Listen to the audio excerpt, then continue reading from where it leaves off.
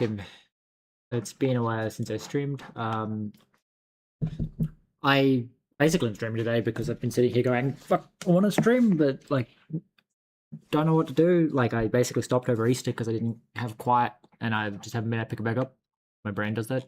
But I thought something today and went, hey, that might like really improve performance. So I figured I may as well stream as I try to implement it rather than like fuck around to see if it's going to work and then do something with it. I'm like, well, I could stream actually trying to work it out. So as the title says, I'm going to try Vertex Culling. So if I run the game, it's probably going to take ages to fucking compile because I haven't done any of this shit in ages and I've been doing other stuff.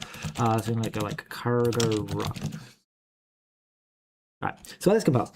The plan, I'm just going to open up Paint because Paint. So at the moment, we're effectively going like we have our fixed mesh, right, with like all of its like voxels inside.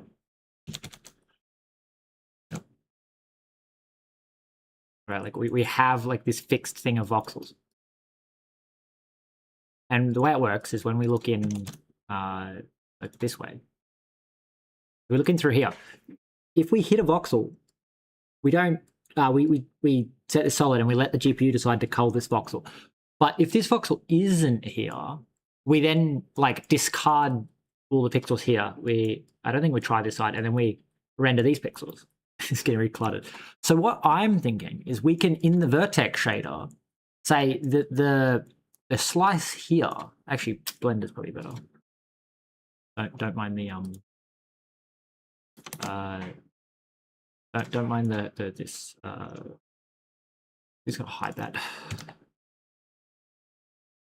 H. Then we're gonna go mesh cube. Wait. Why am I not getting a new cube? Excuse me? Oh, am I putting it inside of this thing? Yeah. Okay. To turn that off, Shift A, mesh cube. So then we're gonna right click, Shift S. How do I subdivide this thing? No, Sub.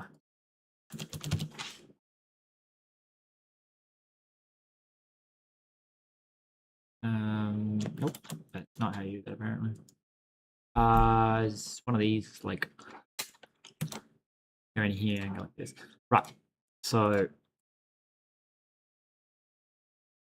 at the moment, we're effectively, like, we're just going to call this our z-axis. So, don't subdivide that. Select the faces. It's going to take a while for it to compile, so it doesn't really fucking matter. So if I select like everything here instead, right click, we go delete. Only faces. And delete. Only faces. Oh, no, I hit the wrong one. Oh, edges and faces. Delete. Only faces. Right. So then next is to go.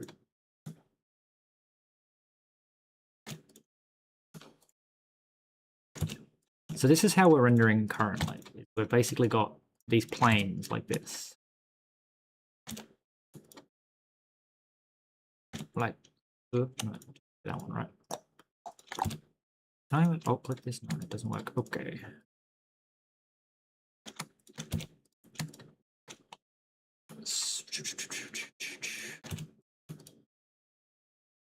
Right.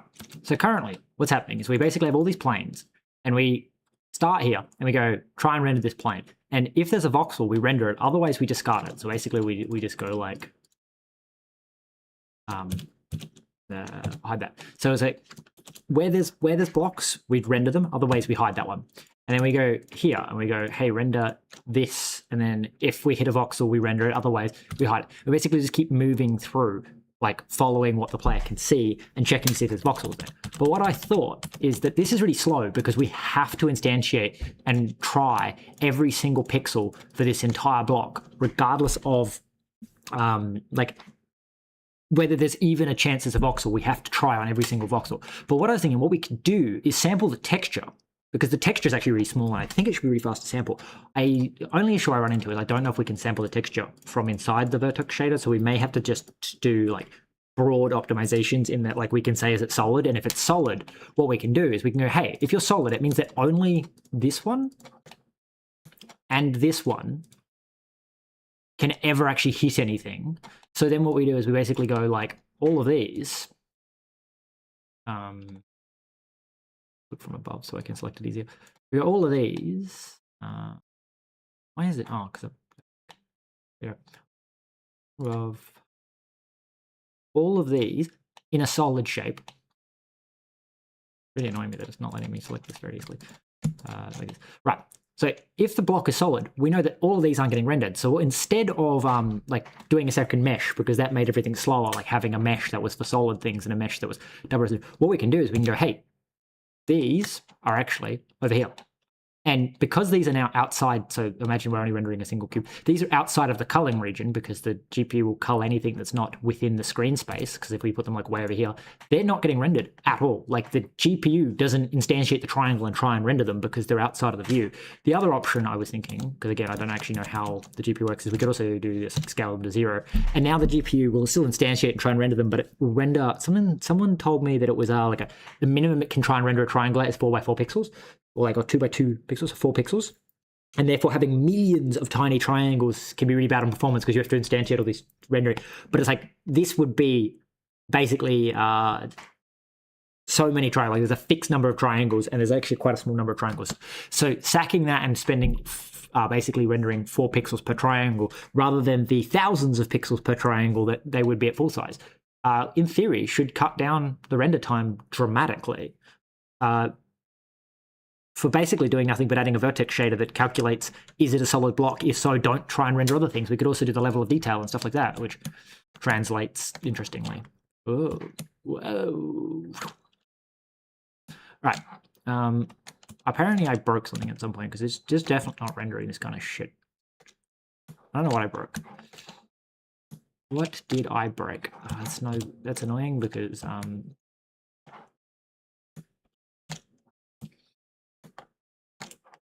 I don't know what I have broken. Well, that's annoying. Work that out. Because I need to turn off the... Maybe it's the persistence code?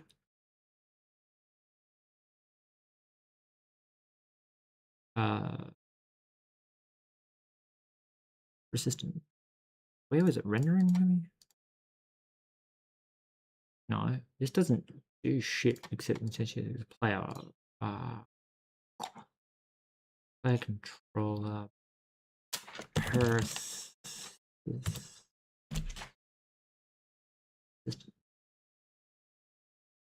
Where the fuck did I put map gen? And it's noise. It's instantiating all the noise stuff. Persistence. View chunk. Right. So can we just comment this out? Self like 1000. Let me just put a note here to do set back to normal. Right. I think it's got to do with the persistence distance. Something's like unrendering shit and then re-rendering it, and then it's not actually catching it because it's not rendering properly. I hope my microphone's working and everything. Hello, person watching the stream. Can you hear me? I hope you can. Right.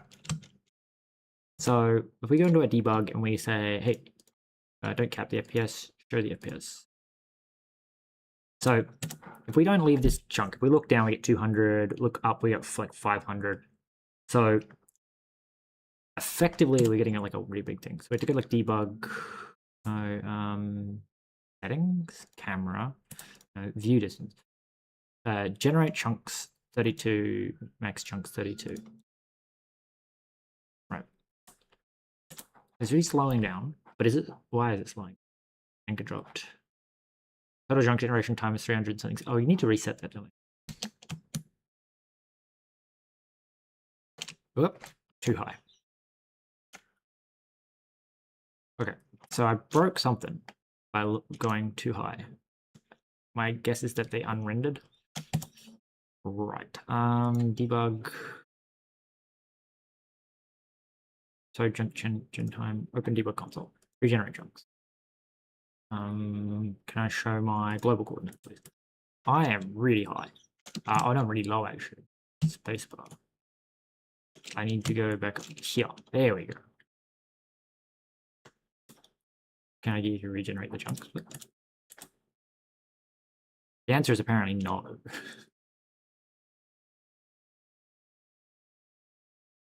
Interesting. Why is it taking so long?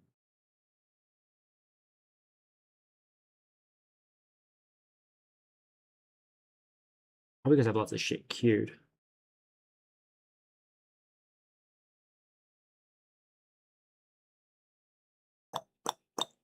So the average chunk's taking 30 milliseconds to render. Why is it taking so long? Okay, settings view. Alright, let's go down to like 20. Regenerate chunk. I think something's compounding here because this seems getting like it's getting slower. Why did I break? It's probably related to why everything's not working. Anyway.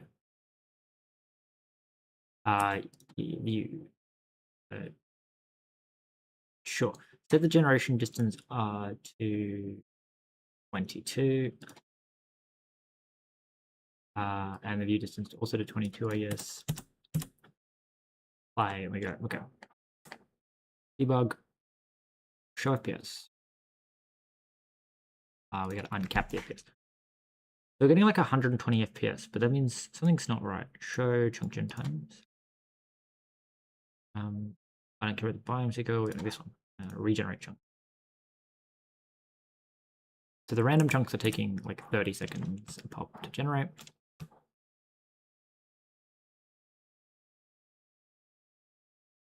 What is going on? Am I like adding more chunks somehow? Lots of observers. Okay, the chunks have finished being generated, which then obviously pops my frame rate way the fuck back up.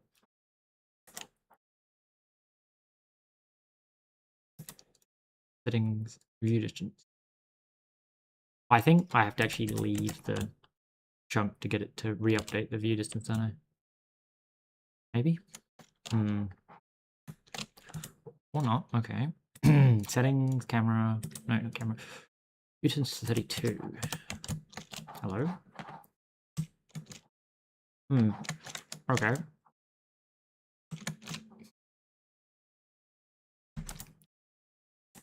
Setting generation distance 32. Why is it not?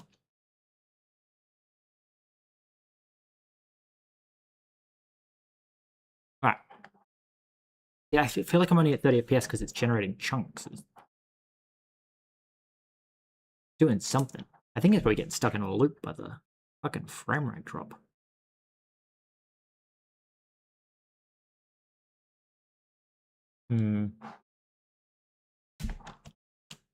I've broken something somewhere.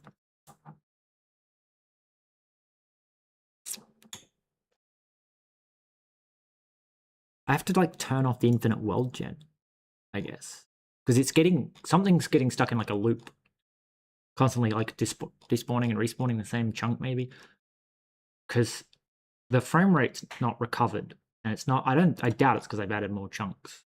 Somewhere in here. Kind of wish I knew what it was doing. Chunk needs generate. Persistence distance. There's like a render distance. Render. Player render distance. Here. Alright, so you start at 15. Can we just start you at like 32?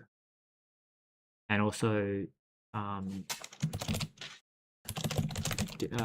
distance. I need to work out the piece of code. I need to commit this before I break everything. the render distance, and I think the other one's called generation.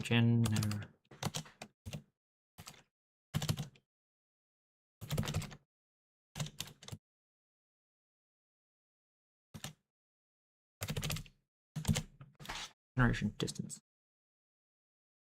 And you use view distance plus 1. Okay. Battle game. I don't know. Backup. Right. So then your view distance plus 1. Right. So if I do this, I just need something that will get the frame rate low enough to actually notice if it goes higher. Because the issue with Bevy is that you start getting thousands of frame, and the upper limit's kind of 1,000 FPS. Like if you're doing if you're rendering literally nothing, you'll still get 1,000. You'll only get 1,000 FPS. Now, question is, did that just fuck my render distance because that dropped it back down to 16? I don't know if that's grabbing the right render distance, or did I not say that? That could be. All right, rerun this. Don't open the render distance thing. The render distance thing should be correct because it should be grabbing the render distance.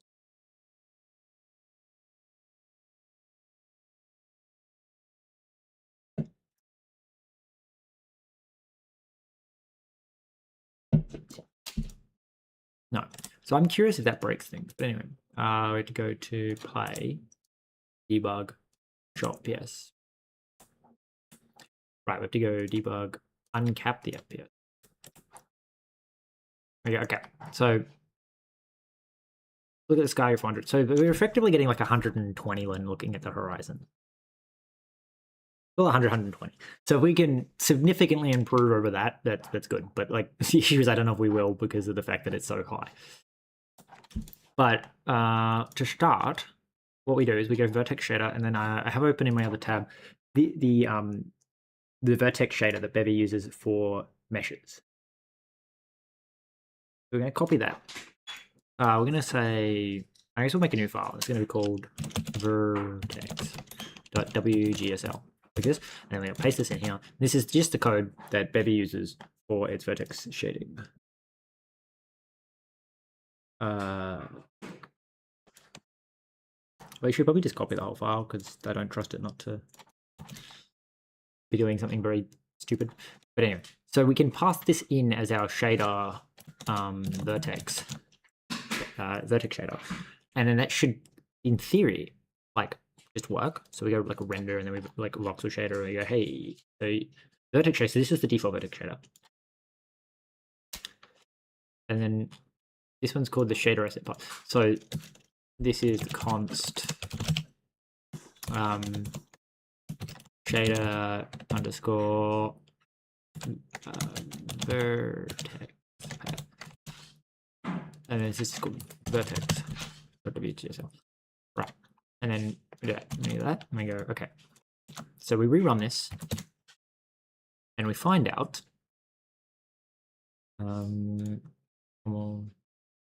do have file watcher turned on. Okay. So it's still rendering, and then if I just go here and go, okay, vertex.wgsl. So I guess if we fly, apparently my fast speed is way too fast. So we fly and we go like this. Right. So I just put this like here and put this like here, and we go down here into the vertex shader. Then we go out and then vertex, and then error reference. I don't care. Somewhere there's like world location, world normal. In that case, world from local, mesh from local, output position world clip. Okay. So if I say like out dot world position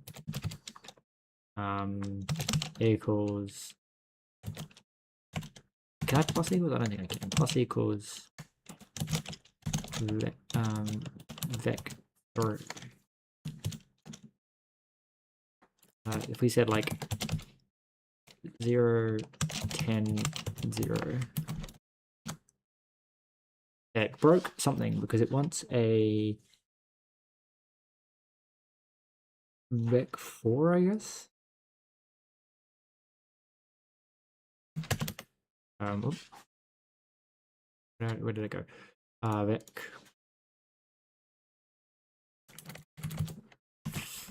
Four? No, vec3. What is it saying? It's saying size, try, scalar, scalar, float, width 4. What? What the hell is the world position then? Oh, wait, so 4, and then we would need 0. There. So we just added 10 to all their y. As you can see, it's moved everything 10. Okay. So that's because that's the world position. And I believe that this position is the clip position. Annoying, we have to use the Bevy IO stuff. Makes it so hard to navigate the stuff like that because I don't actually know what any of this stuff is, and because the IDE can't pick up on it because it's not a proper formatting, it's like a Bevy pre-formatter. It does weird stuff. So the Vertex output has a position, which is a built-in. So I think that's the clip position. So theoretically, we could like clip every vertex, which is fun. Like, so we get the world normal. So my question, from what I remember, the position world to clip, like the clipping plane. Clip. What is clip? It's a vec4. So the clipping plane is like the physical space. Also, I wonder what the world position's 4th axis is. Right. Clipping plane is like if we go outside of, I believe, 1, it doesn't render. So like what we can do instead is say something like, when do we calculate the world normal? World normal. Okay, so we have world normal. So we can say like if out dot world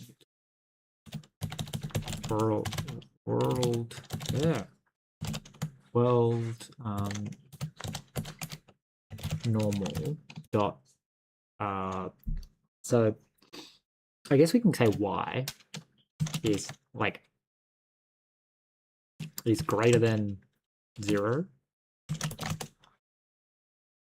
Then do this. So this should mean that like we're effectively upsetting the position, but only on the tops. So if I turn this off, like the ground shouldn't move. Yeah. This is what it normally looks like, and then we turn this on and we're saying, hey, offset the top somewhere. Did it go up, or did it go down, or like, oh, because we're adding like 10. We're gonna like add like 1. Because now we're only moving the top face. And we added 1. So did that make the top face go up or down? So if I, so plus equal 1. If I'm like minus equal 1. So less than 0. So now we're not affecting this one at all. And we say add 1. Okay. Yeah, so if it's positive, if y is positive, normal y is positive. So adding 1 apparently makes it move down 1, which is a bit weird. Because this makes it move down 2, correct? Yes. Okay. So the next question, we're not showing our FPS, setting debug, show FPS, uncap the FPS. So my question becomes one of like, if I said, instead of world position, can I say like out dot position equals dot y equals 1.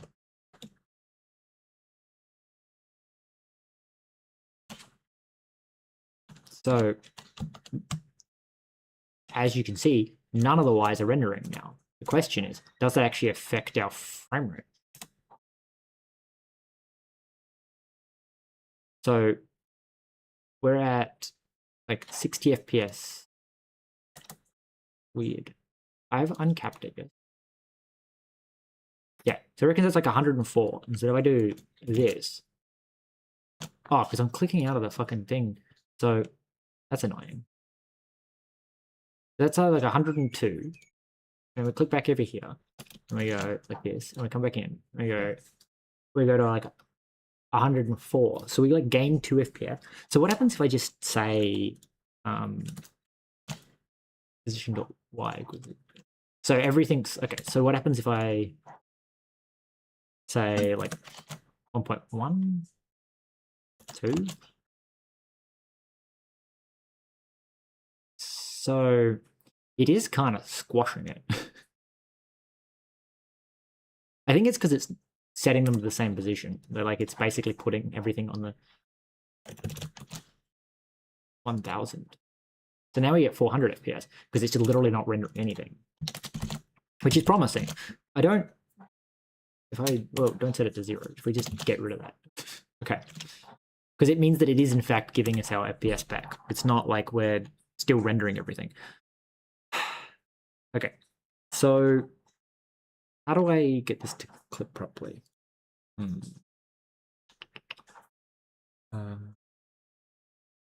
So what I needed to make it clip properly, I guess, is like effectively, I don't know if I can access the texture from inside the vertex shader. So that's the next thing to check, is to go up here and be like, hey, if I go over here and said like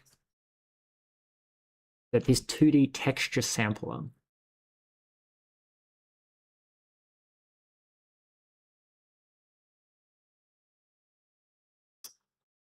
material bind group binding 1 material color texture LOD. So the LOD could actually be worked in really well. I just don't think I'm doing it properly. But the idea is that the LOD would let us effectively be like, hey, if LOD is greater than if you're a multiple of the LOD, then you render,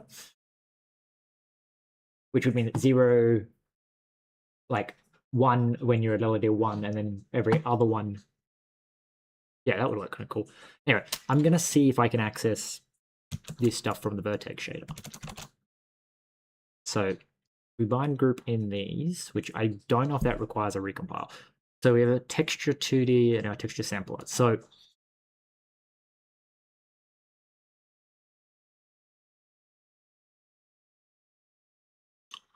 I need to go like if output, if mode knowledge variable 0. How do I?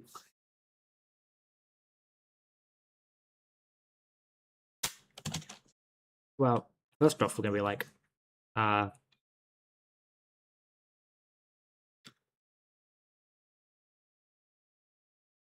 don't remember how we even fucking pull this thing into being. Like, so it's a texture sample. Right, see block position, resolve position, which takes in the mesh function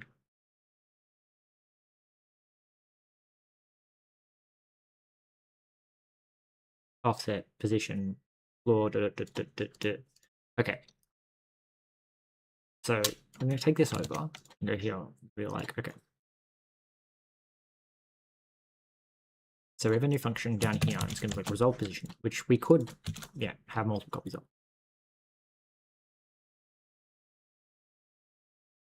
Where did I break it? Why is this not? Why is it not like this? Because I'm not bringing in that function. Okay, so then we want to be like, let pos equal resolve position.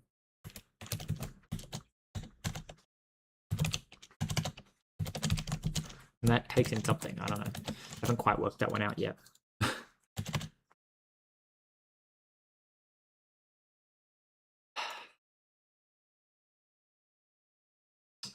Was he yelling at me for it, saying something, because we haven't like pulled in all these functions.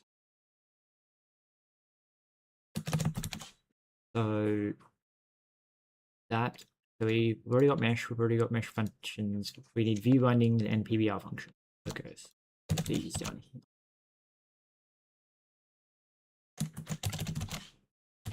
Is it rendering now? No. No, it's not liking this for some reason. Okay, right, now that's my thing saying you can't do resolve position. So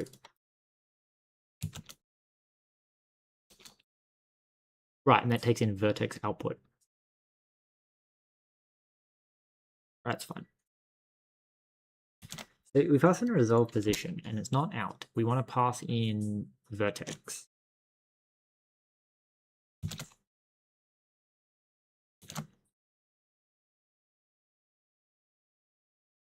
I don't know what the vertex input actually fucking is. Another annoying thing about heavy stuff. Okay, so vertex. So the vertex position, normal instance index. And then the vertex index. Okay.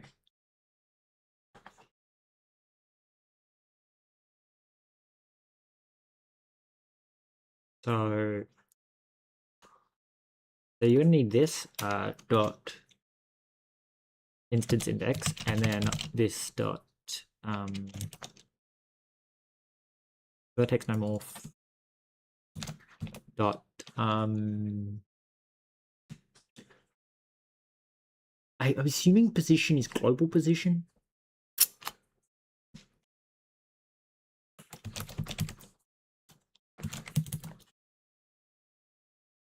And so then I'm not actually entirely sure. So because we could just use the position, that would be good. But we have to actually work at it with so instance index this, and then we're just going to comment this stuff out and go like, hey, you don't do anything, you just return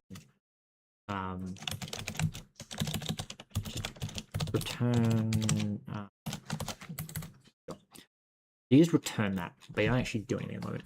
So I guess the trick here is to go like position. So I want to go like if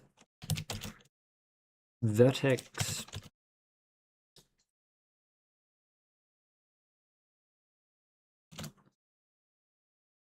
nomorph dot instance dot position dot y, because that's the top stuff, equals 0. Can we say out dot position equals all zeros? Say you're greater than less than 0. Right.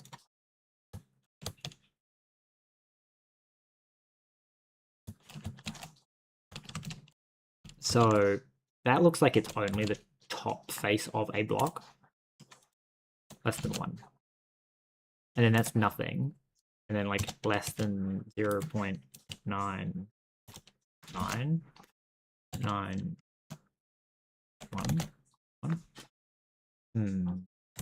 Less than 0.8.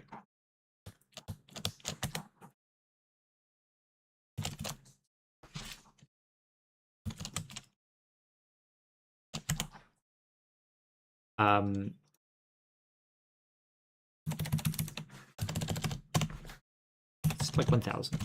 Put that. Does that put it outside the clipping plane?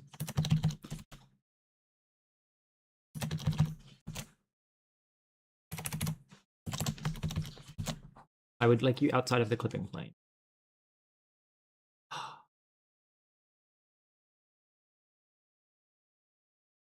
I guess you're attached to something.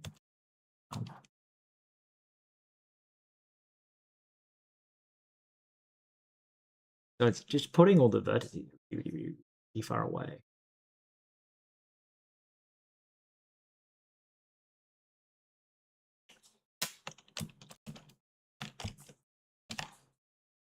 So it is less than 99. It's less than 1. No, less than 1. Does that leave anything behind? It does.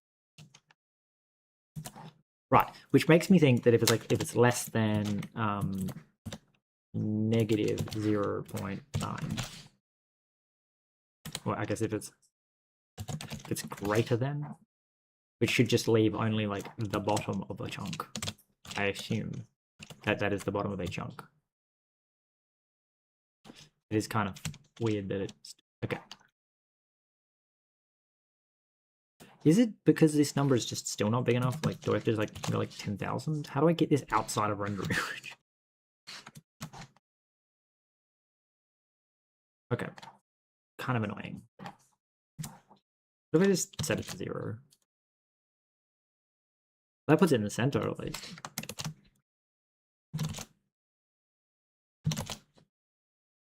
How do I negative Z maybe?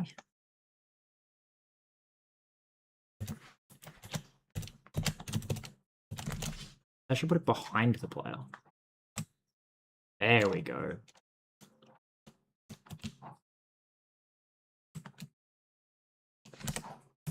Basically just put it behind them. Okay. Right. So we got the, yes. So that should be the bottom of a chunk, and then if we flip this around and go like that, should be everything but the bottom of the chunk. Because of the way that my chunks work. Like, so basically like, which means that basically we have 0 to 1, which is good, Okay. Now the question is, I think I have access to things like the chunk size. There is a way to like have like constants that are set not by the material. Like a material bind group, but I'd have to go in and custom set them. Like that's how like all the lights are done, is that like you basically bind them once. So I could do things like binding the chunk size.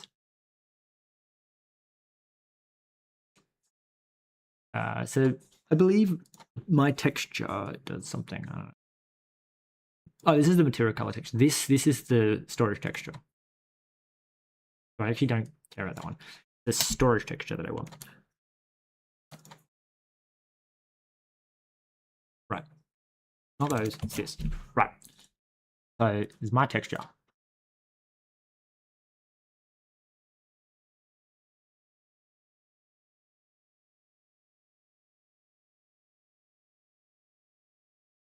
Okay.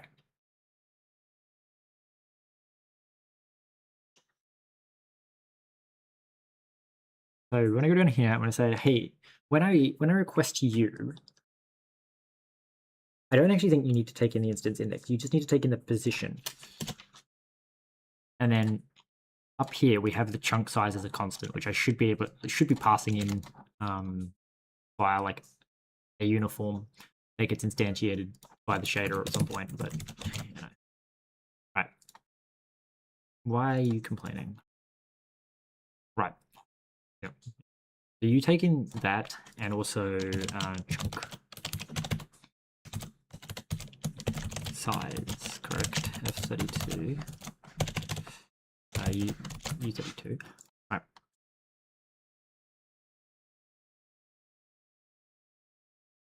Okay. Then we say and then position, resolve position. So it's position and then chunks of it. Wait, does that resolve it? Why are you complaining still? You don't like that I'm calling this function invalid function expression, call invalid, does not match, argument value does not match. So is that not an okay, it's an F32. That's fine. Fine. F32. Okay. So now that's all back to working, which means that to work out the position, we resolve the chunk size times by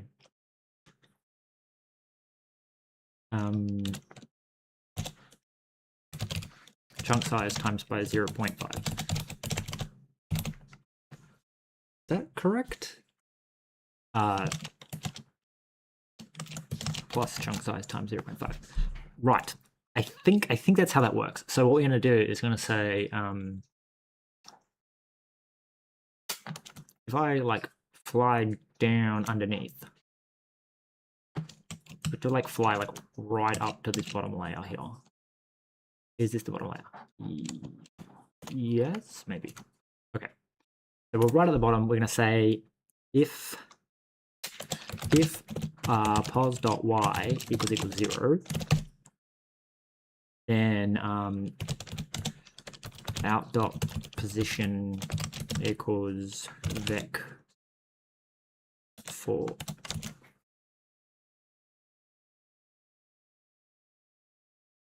Is that correct? First off, negative.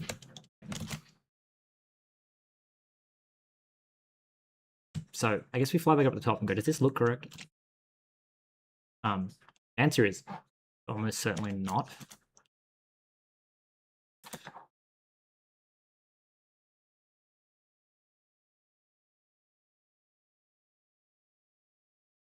Minus like 1000. I don't think I want to touch the W is actually what I want to. Okay, don't change the W.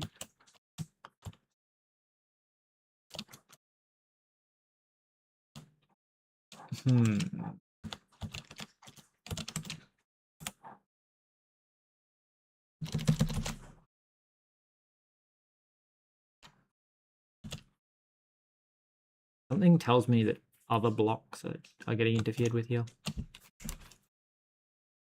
So we need to be all like, if position y equals 0. So you should be getting rid of the bottom block only.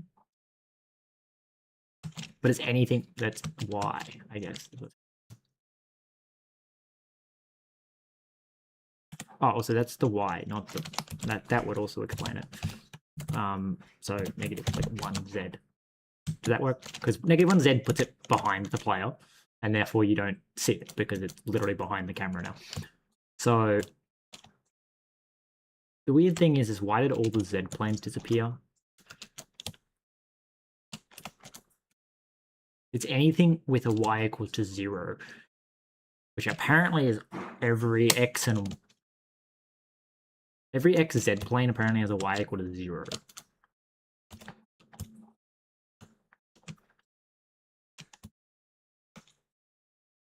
That doesn't make any sense. If the y does not equal 0, what the fuck planes? Well, there's nothing. Everything's apparently the y equals 0. Okay. Okay, so wait, it's position plus 0. Plus 1.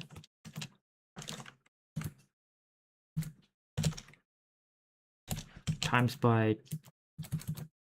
So plus 1 should now take it to being... instead of plus or minus 0, instead of minus 1 to 1, it is now 0 to 2. So then we multiply that by chunk size plus times by 1/2, which should give us back our ability to see everything. So, God, I feel like I need to like tidy this up because I'm never using things like morph targets. Anyway, so this is everything with a y equal to 0. And then we say render everything that y doesn't equal to 0, which very confusingly, incredibly confusingly here, is apparently everything else. Doesn't make any sense. How can this be everything where y equals 0? And then like the other stuff isn't everything where y doesn't equal 0.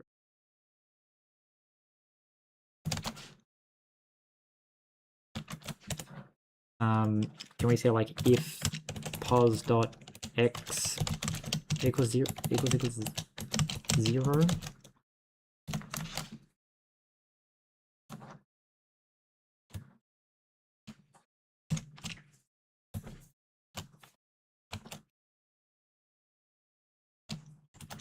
So this is everything where x doesn't equal 0.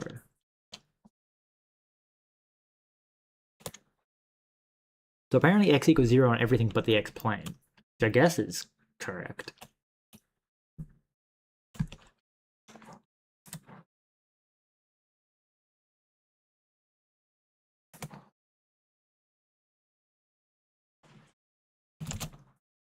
I'm not entirely sure why we don't, you know... Oh, well this is apparently everything where I guess x just equals 0, maybe? I don't know. Interesting.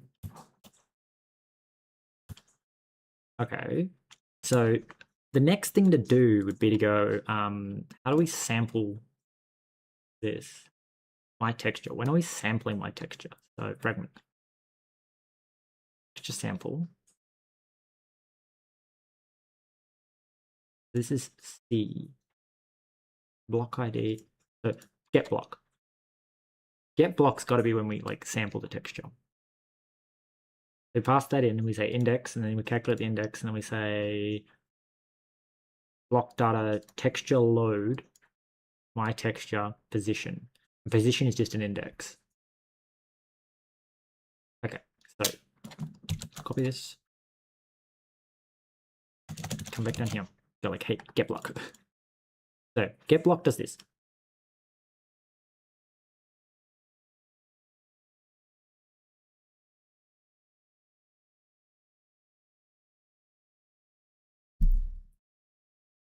So at some point I'm passing in like is solid.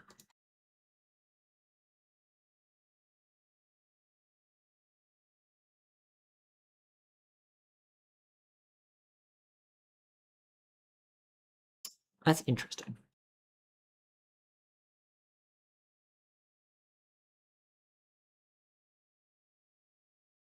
Right. I should probably be checking to see if that's actually working anyway. So we're going to go here. I'm going to say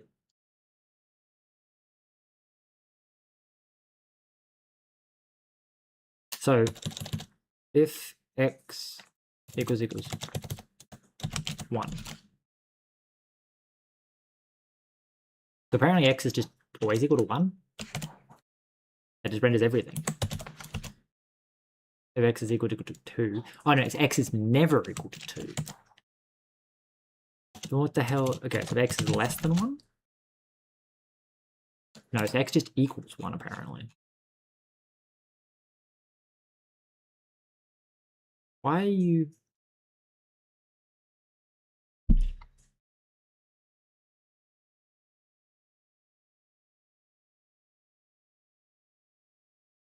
Am I just passing in 0? Am I an idiot? I'm passing in chunk size. And chunk size is 64.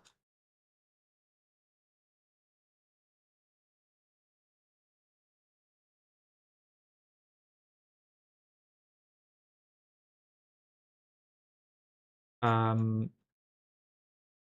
don't get it. Alright.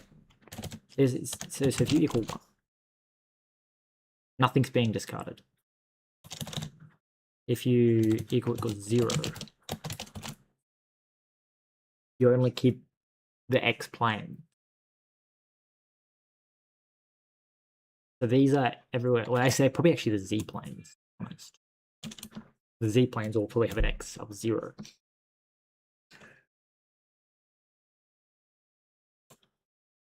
Maybe.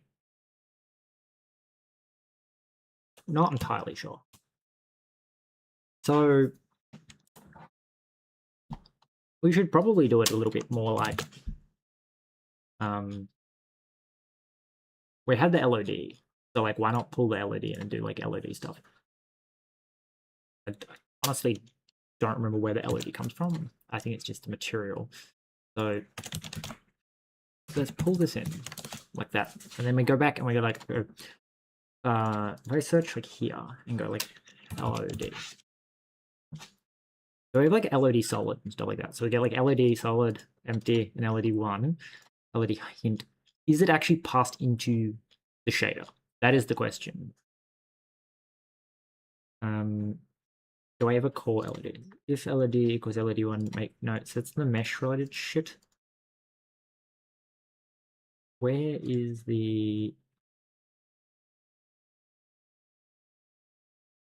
That's... None of this stuff gets used anymore because of the way that I went about it.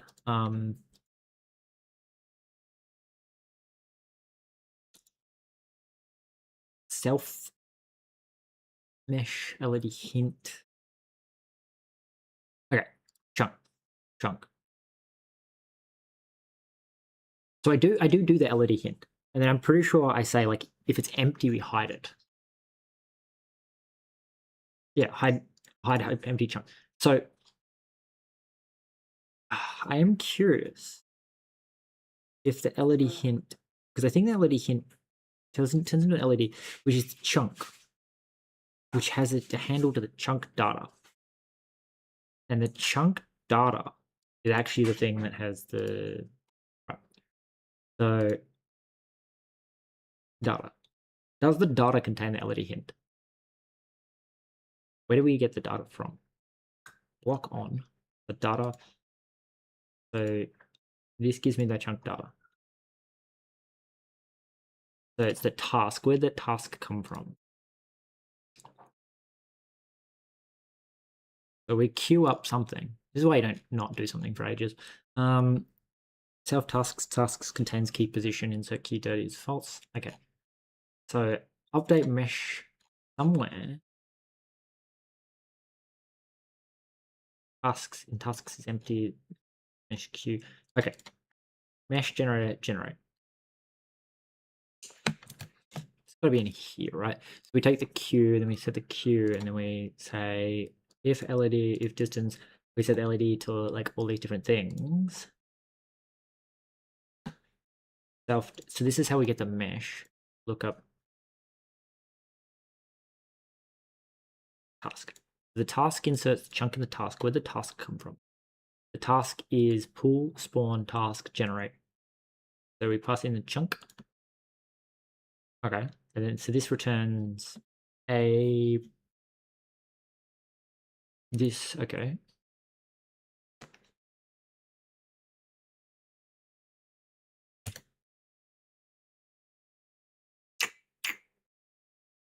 So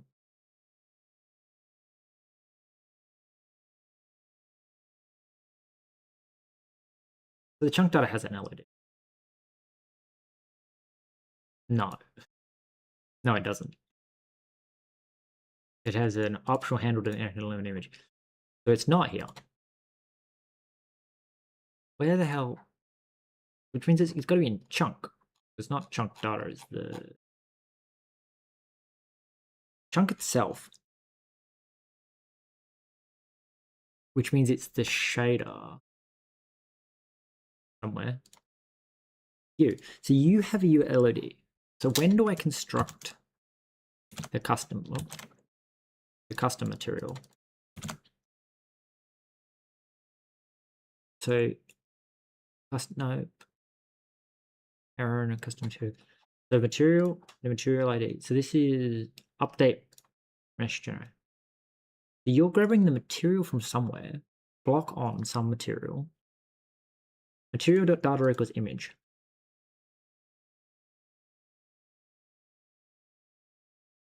Data.image. All right. And then chunk. Okay. So material.load equals chunk.load hint dot ID, I guess. All right.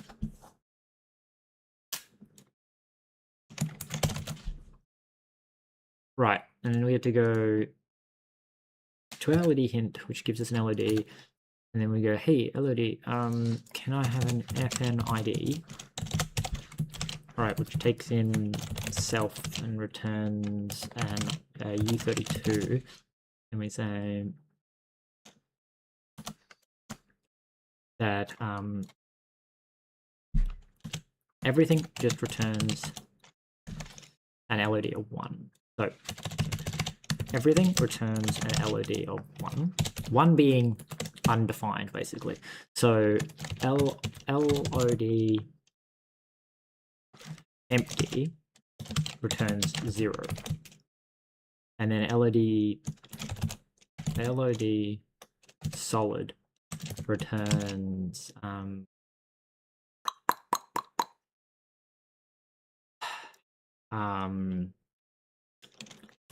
shifted 32, I assume. So solid being like set the uppermost bit. This needs to be a bit masked thing so I can like more easily understand what I'm doing. Anyway, so we go back to here and we say, you have access to the LOD, I believe. So we can say like,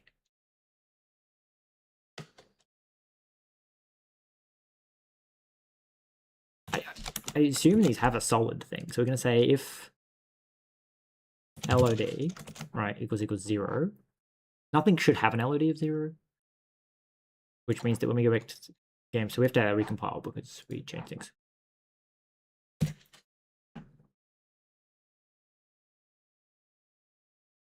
So it says not everything has an LOD of 1 because of the way the size hint works. If it's solid, it has a different LOD, which means that I can effectively like clear off the top blocks. What's not working? What the fuck? Wait, why is LOD at 32? Not you. The shader. Rendering. Yeah. Why is this an F32? I mean, you use 32. I don't think anything uses LOD. Maybe it does though. We have to go into the shaders and go, this is a U32. Same with this shader. You are also a U32. And then we go run that. Nope, still, now it's throwing even more compile errors. Alright. Wait, LOD step.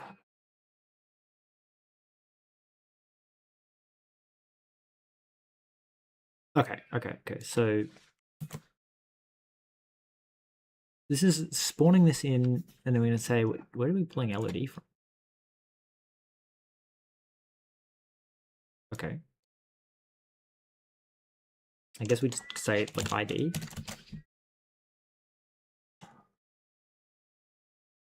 And then we go to debug and we go, hey, LOD is just 1.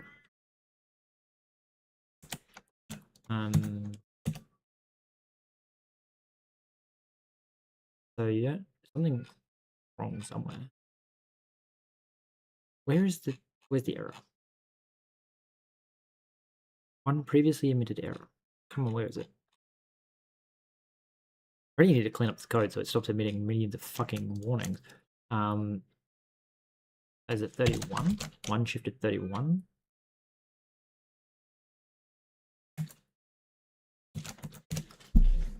Right.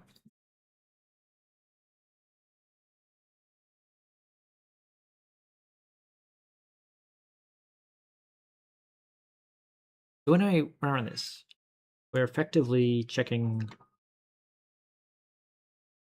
Right. So everything's the same now, which means that luckily for me, I don't actually rely on any of this stuff. Then we go, yeah, we go Vertex. We come into Vertex and we go, yep. We say, okay, so if LOD equals 0, render the discard it. So that should be nothing because only empty cells are LOD 0. Right. And then we go up here and we go, okay, so if I said LOD equals 1, it's unrendering everything. And then if LOD is greater than 1. So annoyingly, I don't think my solid LOD is working. So it discards everything that's, okay. So greater than 1. Right. So now I need to work out, why is my LOD not working. So we have to go to like mesh.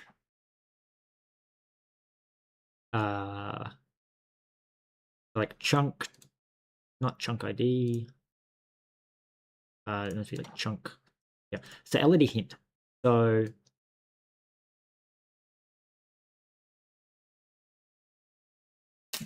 is our map by any chance only one layer thick?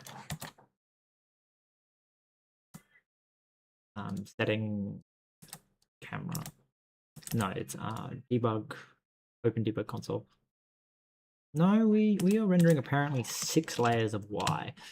Potentially it's that the entire 6 layers of Y are only 1 layer. Like, like if we're not rendering high enough a mountain. Okay. Can I get you to console?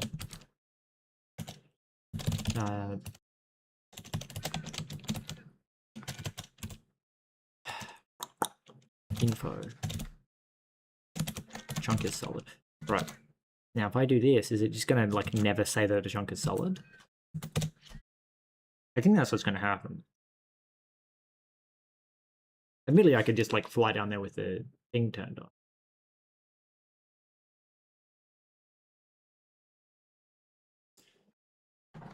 So like if I fly down here, because it never detected a solid chunk. So if we come over here and we said like debug and then like show global. If this is like y is less than 32 negative. So negative 32, negative 6420. No, there shouldn't be solid chunks, but maybe it's just a I'm too close. So we need like a mountain back. I don't really know how that works. The map gen, so we've got planes turned on. If I turn back on like mountains and then recompile that, that should give me higher points, which should then hopefully result in fully underground chunks.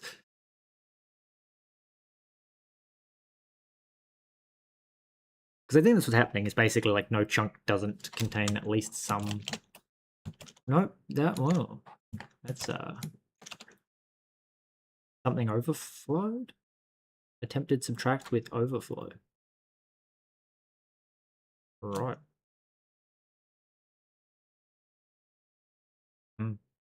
Okay. Fuck knows why the biomes are so broken, but anyway. This is what I get for not working on the code. So let's maybe go like don't turn on mountains, turn on hills. Just need something that will raise the average ground height a little bit. I guess that's the issue with really big chunks, is that the odds that an entire chunk is underground is very low. Hey, we found some empty. We found some. Okay, so we are finding solid chunks. Now, is that part of why our generation is really slow? Probably.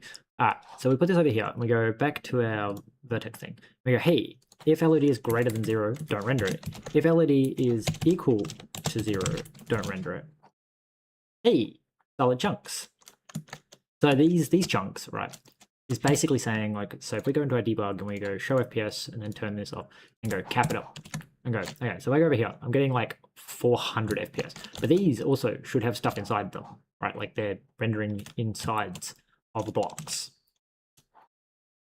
right? Which translates to, if I come over here and I said, hey, if the LOD, so if LOD equals 1 shifted 32, 31. So they should just be at 2 now. Okay, so next we go, your position.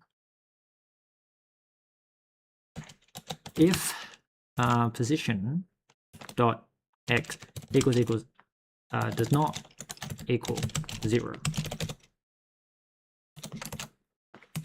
Right. So now we're only rendering And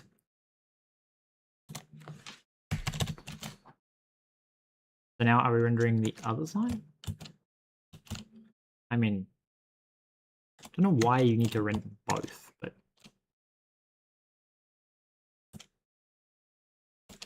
that's actually interesting because that implies that I have a lot of frames that I can get back because we have both sides. That, or it's supposed to be this.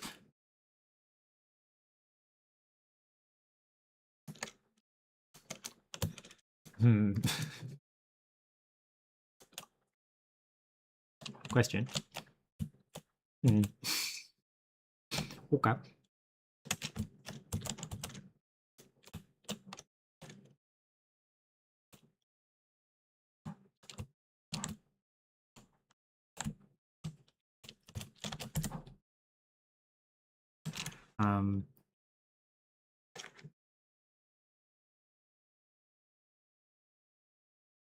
Well, that's actually interesting.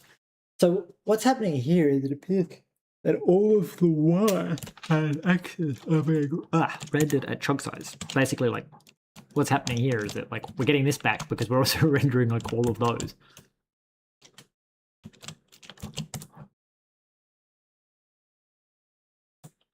So we can use the normal to be like if X does not equal 0 and X does not equal this and pulse dot Y out dot world normal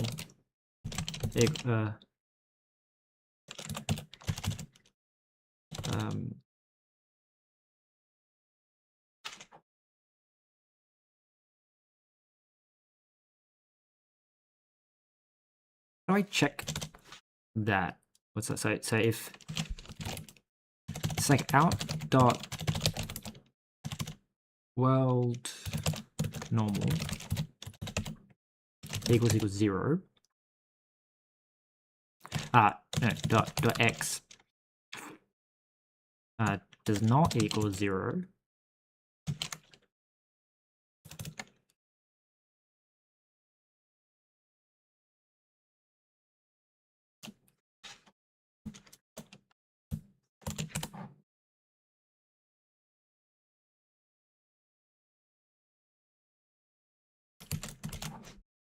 Right. So it's the other way.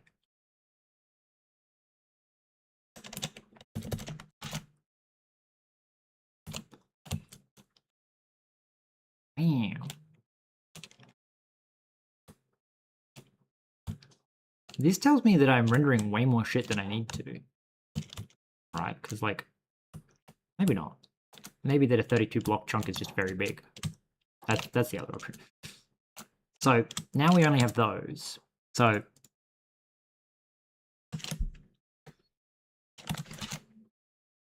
no. 0 and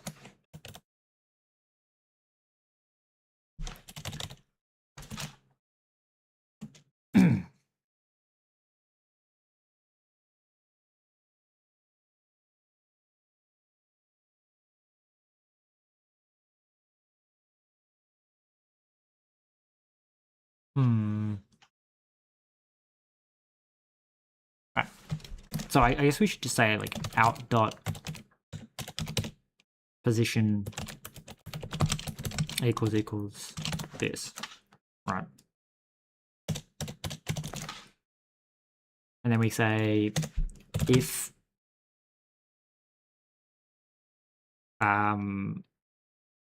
out dot position if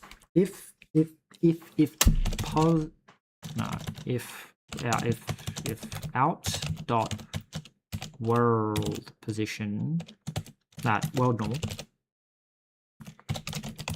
dot x does not equal 0 and pos dot x equals 0 or so I think we had to wrap this like this. Or I guess we just say true for now. True. Or no, or false. Okay.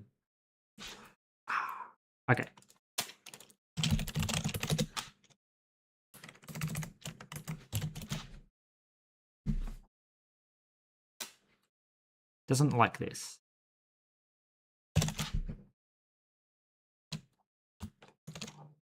Alright, so now we're only rendering that side of the block. Okay. Then we go here. And we say pos dot x equals u32 chunk underscore size. Right, so we see nothing extra this way, but when we come this way, gotta make sure it's not like the opposite side of the same. No, so it is actually the opposite blocks piece. Right. I don't like this tearing that's happening, but I don't know if that's actually related to what I'm doing or if it's just something that's happening. Right.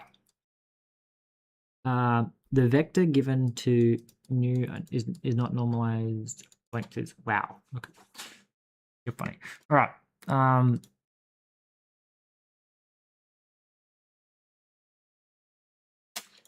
So I know anyway. I'm going to do this as else ifs because it's going to be really hard to else if. And it's just the same thing 2 other times. And then we have our solid block back. Now, I'm almost certain that the reason that's lagging is because we're moving way too quickly, and it's probably something like that. Anyway. But now, like, theoretically, I don't like that this chunk doesn't feel like it's square. And it... Oh, no. It doesn't feel square, but it's not square. It's 2 chunks next to each other that are both solid. Anyway, but if we fly inside now, like, we can see this wall and this wall, but, like, the inside of the chunk is now invisible, which means that if I come over to, say, here, and we go... well, we have to be able to, like, compare. So, do this, and we go, okay. So this is rendering at 430 maybe, and then if we turn this off, which if we turn this into like one statement, it should actually be like so much quicker. We would like to do this and go, hey, come back. So this is more stable at like a higher FPS, which is kind of funny, but also branching. So if we can turn this into a single branch instead of multiple fucking branches. So you're telling me it's about 420 when I have focus. And then when you turn this on, you drop down to yeah, so I'm going to say it's slightly slower. But again, we have 3 sets of things. So we're going to say or, and we have to like wrap each of these. We replace each of the if else's with an or.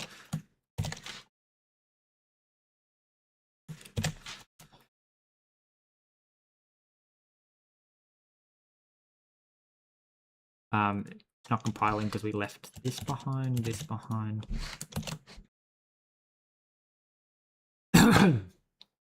I guess we can wrap the whole thing and then negate it. Okay. Fine. Let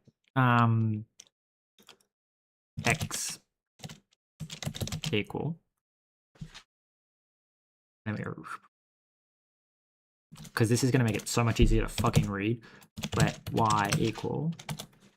Let z equal. Right. So that's that. And then we're going to say if not x, y, or z. Do that. And then we go, hey, now we're at 430. We gained 10 FPS. And if you can think about it, like that's what? There's only like 12 blocks on screen kind of thing. Like, it's also printing the fuck out of the console, which is a little bit annoying. So if I then took away, like, let's say this piece of code, and go, hey, we're running at like 60 FPS. And don't turn off flight mode. Uncap the FPS. So we're running at like 60. And then if I turn this off, we're running at, so what is the average? like 62 at 2.5 is what appears to be the average.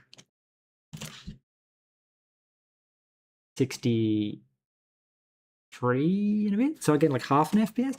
And again, because of the fact that it's not really affecting anything nearby, like it's affecting like half a dozen chunks. So I guess the next thing to check would be to go.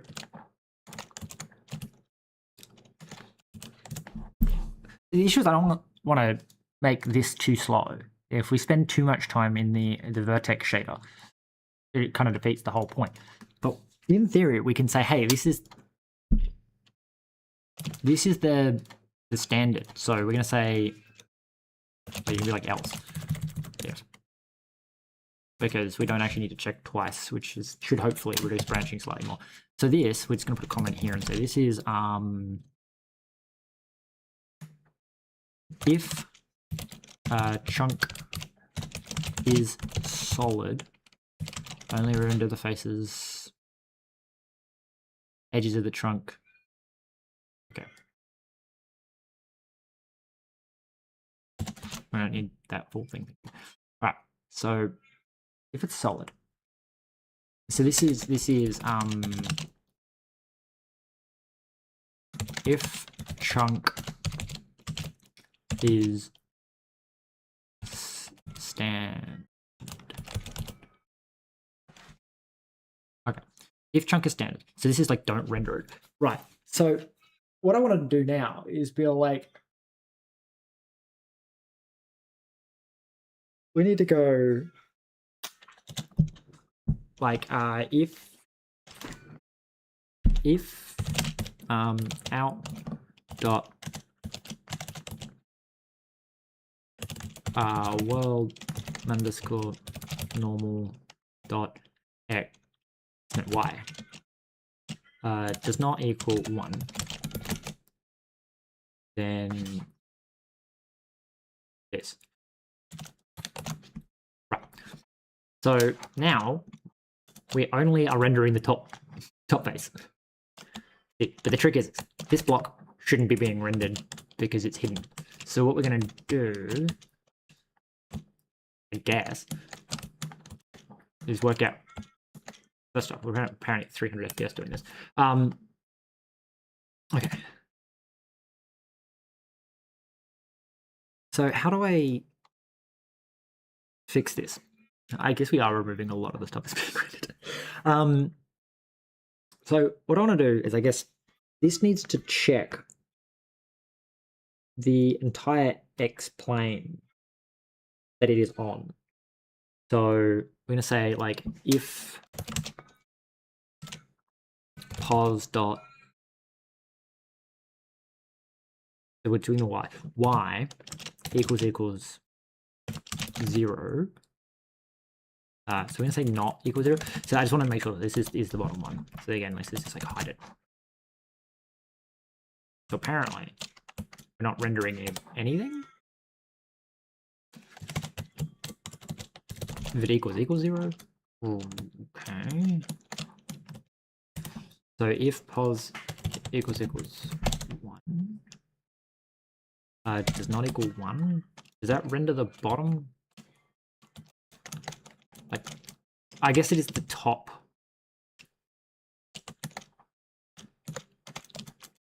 Like, that's the question. Is, are you rendering? It's hard to tell because it's all solid. So this is like one block above. Right.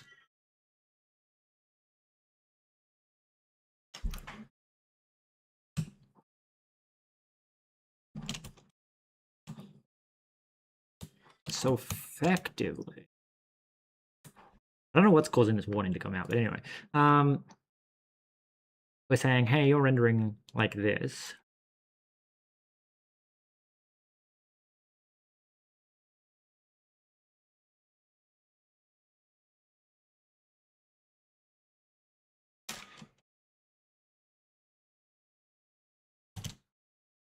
I guess we just say like if out dot world normal dot y does not equal 0, then we're going to say let y equal pos.y, just for my own sanity here. Then we say like for x in 0 ...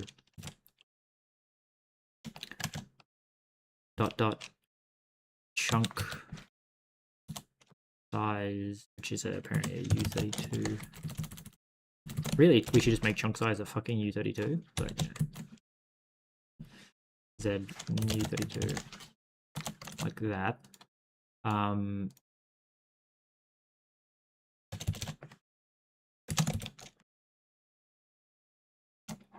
Is it gonna come back? Why are you not liking this?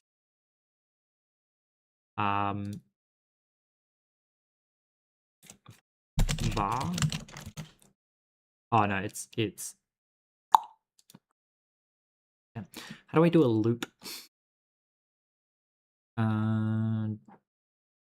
WGSL for loop.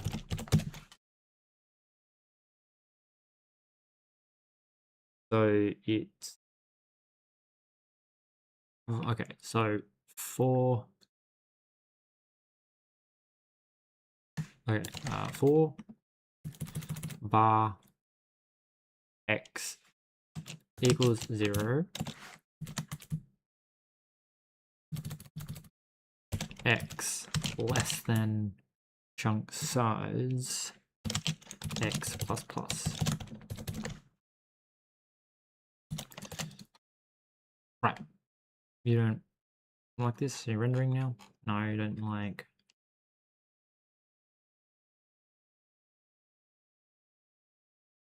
Why?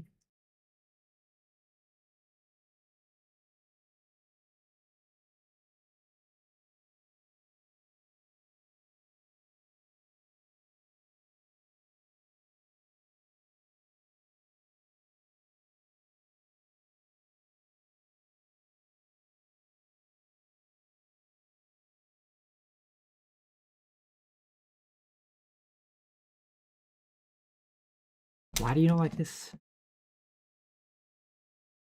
Even have to do this? Can I just say like chunk size?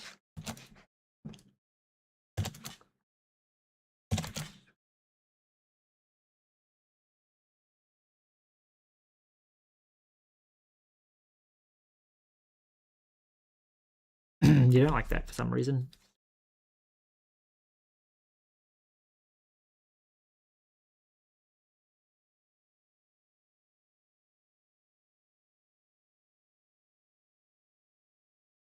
I do feel like my chunk size should just be a U32, 64. I'm gonna break a handful of things. We can come down here and be all like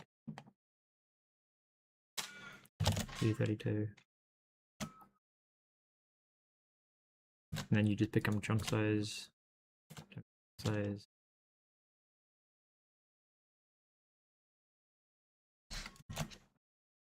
Right. So you're saying you don't like that X.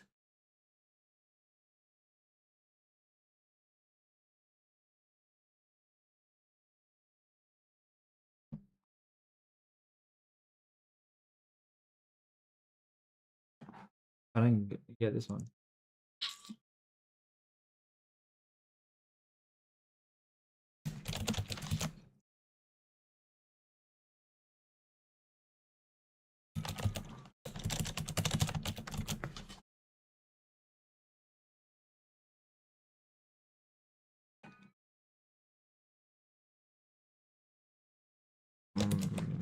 Var x equals 0, var z equals 0, like x equals 0, z equals 0, x less than z plus. Does this work? Apparently something's assigned integer. Is that what you don't like? Right. Okay. So it wasn't the declaring it of R. It was like, so we can do that and that, but you have to. Okay. So reiterating through everything. and then we say like let solid equal false. Bar solid equals false. Right. So let block equal get block. You didn't like that. What does get block take in? Oh, well, she all crashed. So get block takes in a vec32. So what did it crash on?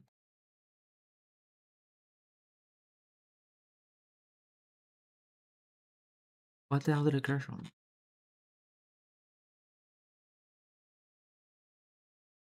Panic caused by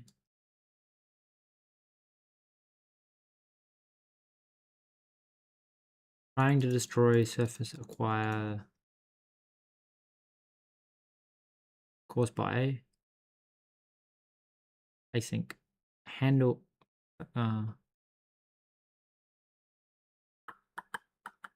opaque pipeline shader requirement against the piper is alright, okay. Error matching shared vertex shader require against pipeline.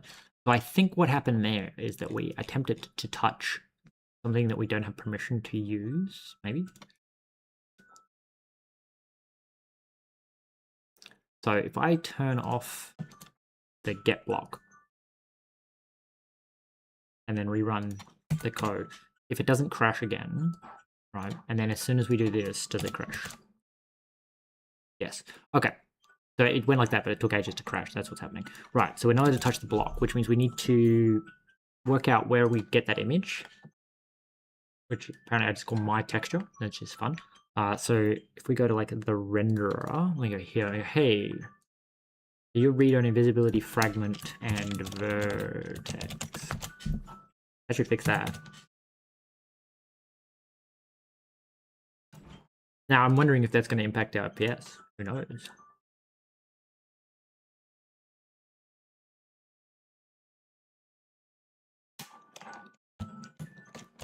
So there's an alarm running in the background. Apparently we're rendering like a way more solid chunks, which doesn't really make any sense. But what was I doing? Completely forgotten now. Right, we're coming here. We're going. When I turn this back on, sorry, do it crash again? No. And apparently nothing changes. I'm assuming our frame rate is tanking because we're now sampling like 1,000,000 textures.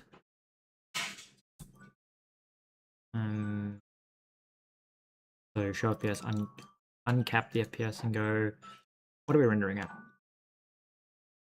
So put this here, We're going, okay. So we are currently rendering at 275. If I turn that off, we are running at, so we're getting about like 3 FPS. It's actually like, is really doing nothing in terms of like cost. It's basically free. So that gives us our block.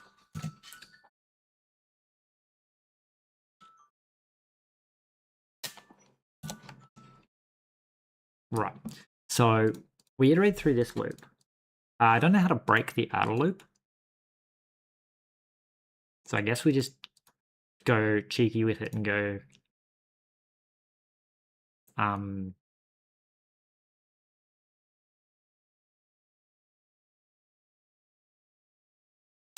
when you get to here, it's solid break. Right. So again, this does nothing. Well, apparently it tanks our FPS. Weird. 120. So if I turn this off, 270. Oh, it's probably because I'm branching, whereas like if solid is just knowing that it never gets set, so it's probably optimizing that away, maybe.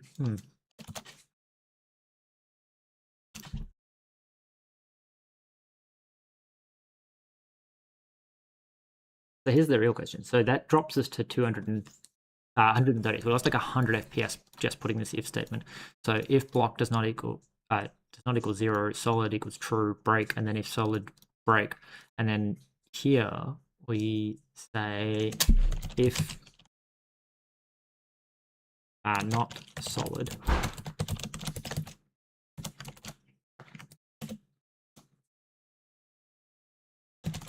don't render it. So this is 100, it's 125. So apparently just setting anything is just so expensive. It's probably because the threads are fighting or something. So we gained back about 3 FPS, but it's like, again, not worth the cost of doing it.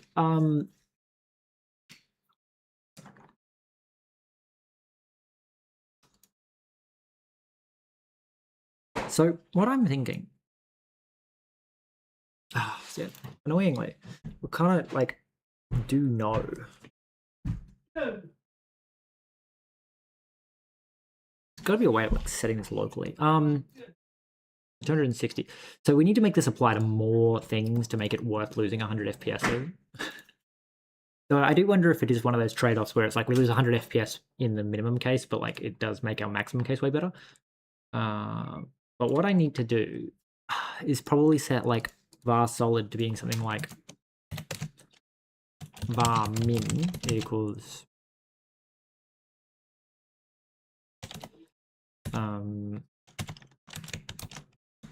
chunk size and var max equals 0. Right. We're gonna end up with too many conditions. But basically I wanted to run something along the logic of wow, we know that the normal I need to work out like I guess the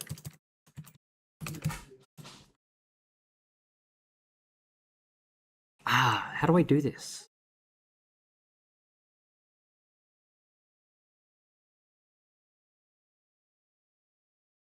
Maybe like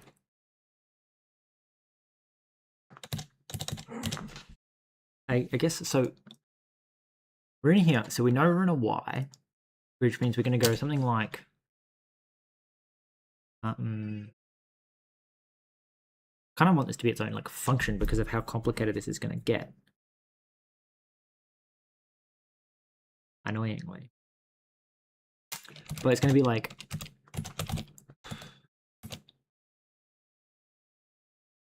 if pos dot x equals 0,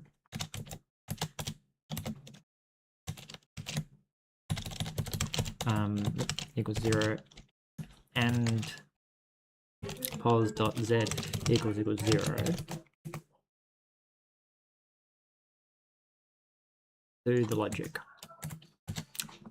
Right. And like var x equals 0 and var y z equals 0. Right. All different x and y's and z's. We're going to get like nx and nz, right?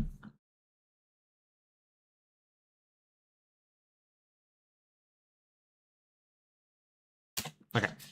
So we're gonna ignore this. Right. So now we're just back to rendering normally, and we're still losing 100 FPS because we're still doing this. Right. So if position x and position y is equal to 0 for this, we're going to say this for this. So if block is not solid.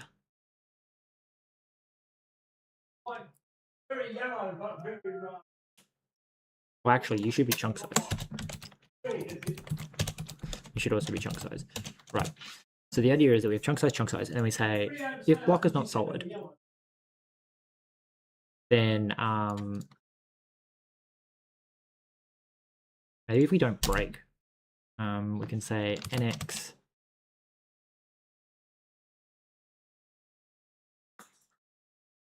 equals x.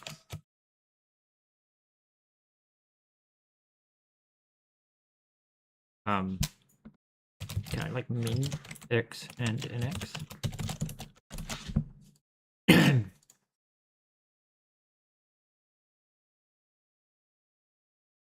And nz is the min of z and nz.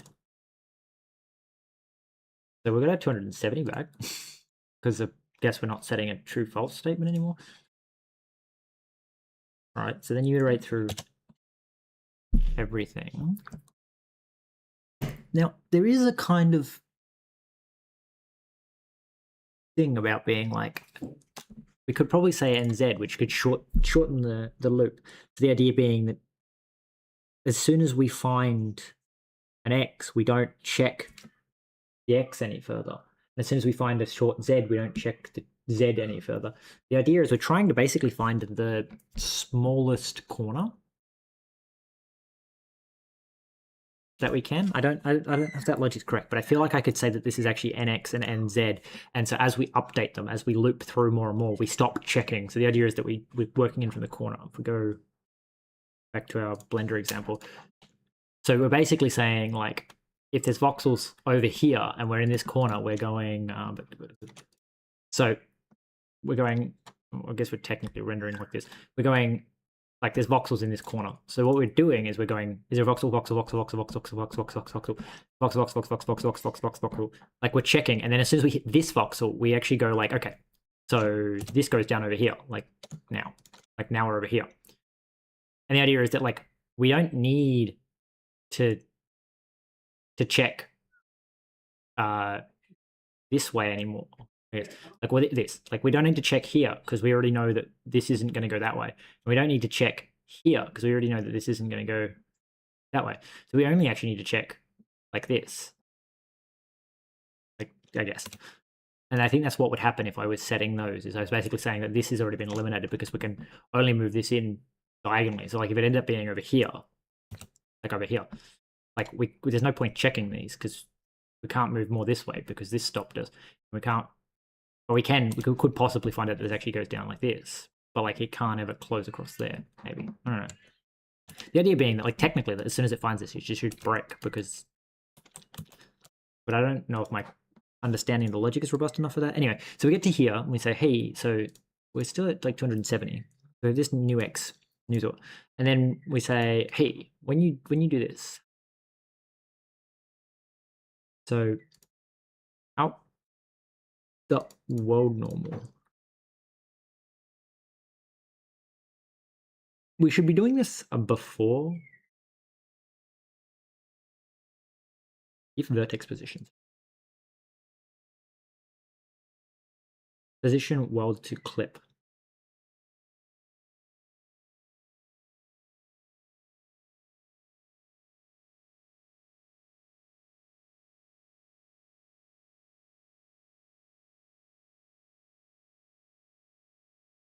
All right, so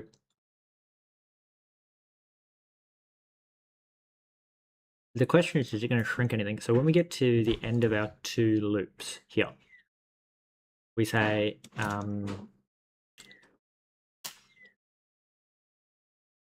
out dot position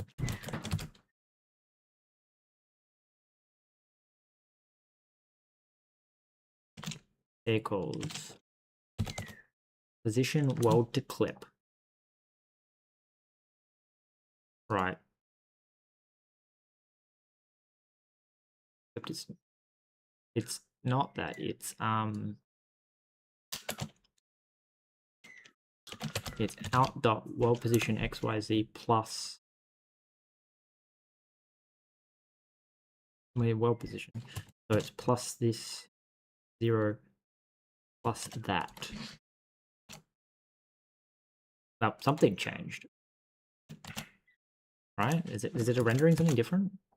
Okay, it is definitely getting something wrong in the math. Something's tweaking in the math, but I feel like it needs to be -1 or something because it's checking the wrong block. Anyway, that gains us like 10 FPS apparently. Like 5 FPS consistently, maybe. And again, the idea is that this would actually be more beneficial on larger like things.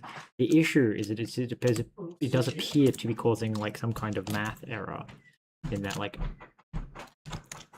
it is losing. Oh, it's smushing it.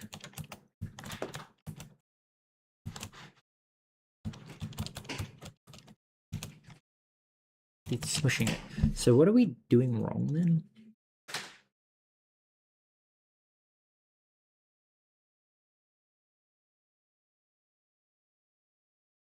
So we have our world from local, and then vertex to position. Right. So surely this is our world position. This is correct, which means that when we say out.position, and then we go say position world to clip, and we say you gain nx and nz, it sort of smushes that. This seems to think that I need to times it by 32. It's going to make it way too much. Times it by... What did the AI reckon? It had some kind of weird thing where it was like, do this. Just undo this enough. There. It reckons that I need it to be divided by chunk size.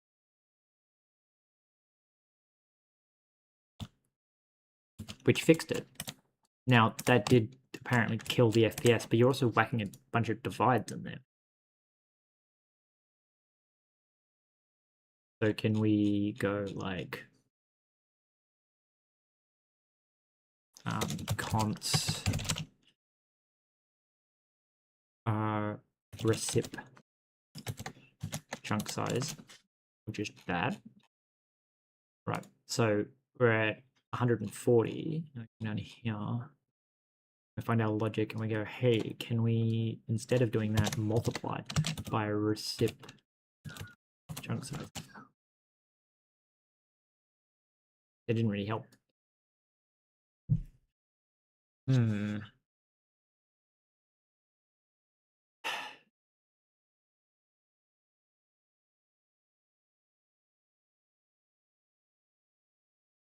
Well, see, the trick with that one, also, is it actually the same? The other question.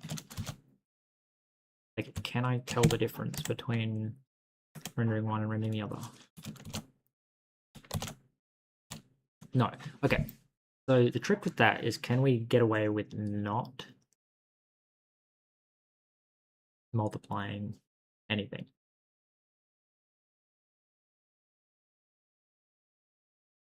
So you get multiplied by the reciprocal. Yeah.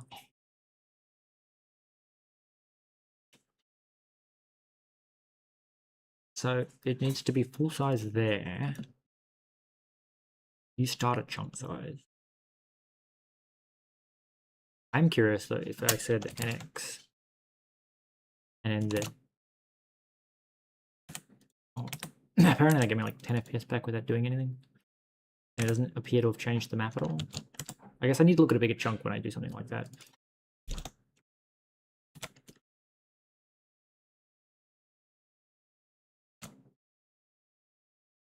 This is like 135. NX and Z. So that apparently has slowed it down.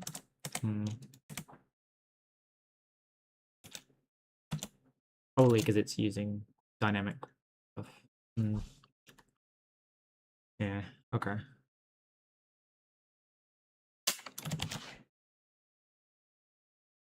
We're losing about 20 FPS. But again, I don't know if that's like a small trade-off for long-term gain or if that's a permanent loss.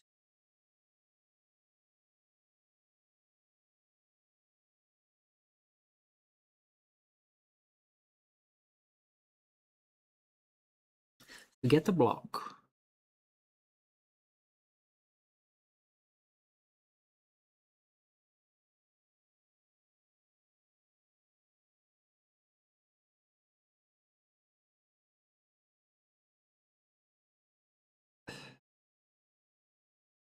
Also, the other issue is that because every one is its own like thing,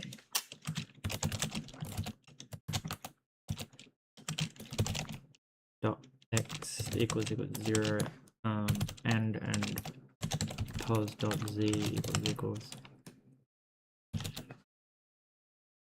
chunk size.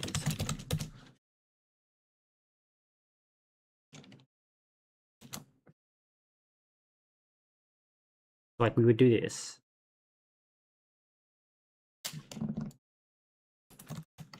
I guess we would do this. I guess we go like var ny as well, because I wonder if that's gonna do anything. Like n, so you're like ny equals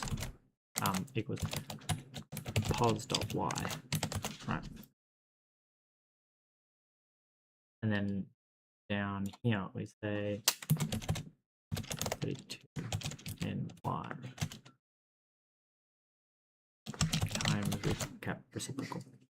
Doesn't like something I'm identifying a y somewhere. Ah, right.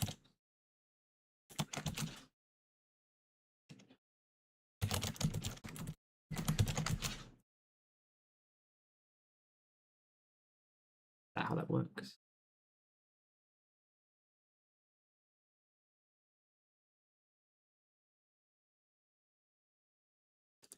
I mean, in theory, I could also just say that this is just pos.x.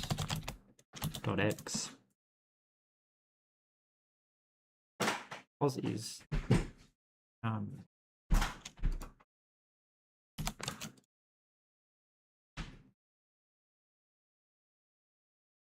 the address space is only valid for handles or textures. Yeah. We get rid of that variable. Well, that over.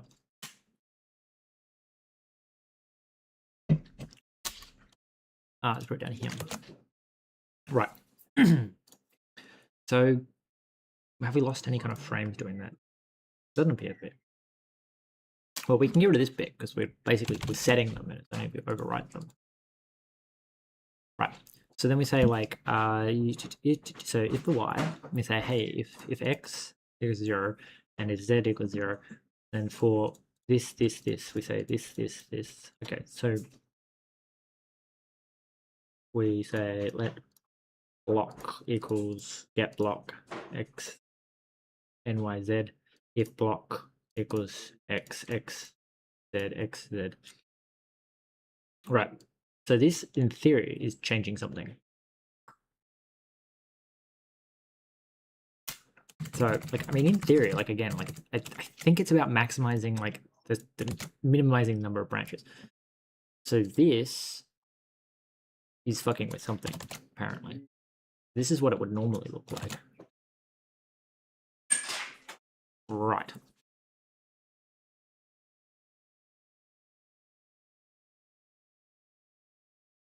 So somewhere in... Oh, it's because, yeah. Right. I mean, technically, we're going to take this away. So now we're only running at like 46 FPS. I'm going to paste this in.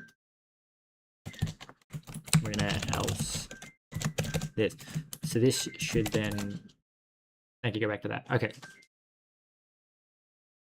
now we're running like 120. So again, we're bleeding FPS.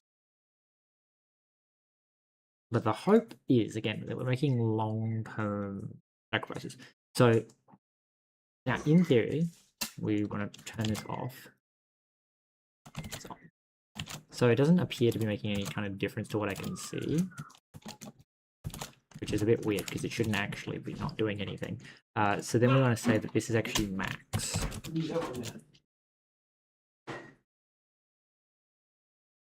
I think.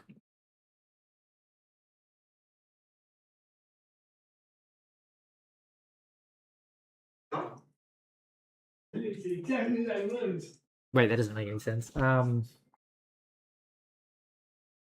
we start at 0. Oh, this is so hard because I can't get it to like output values. I should probably set this up and like do it as like a single chunk kind of thing and be able to time things like a lot more accurately anyway.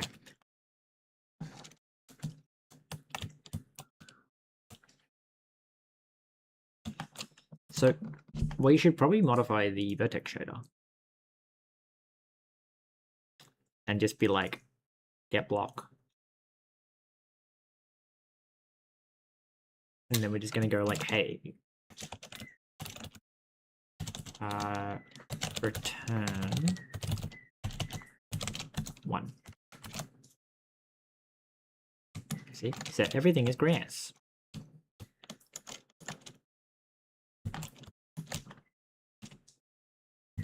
So the logic is not working because everything is grass.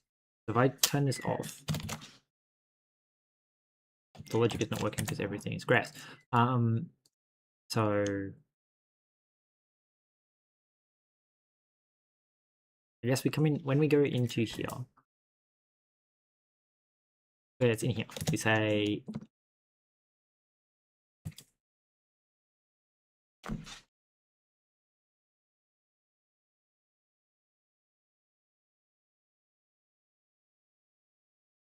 I guess new z would be equal to 0. It's just equal to 0, all of them.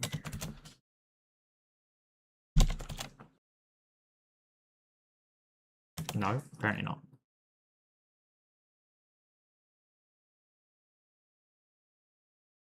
That's got to be throwing an error, right? Like that's why it's not rendering.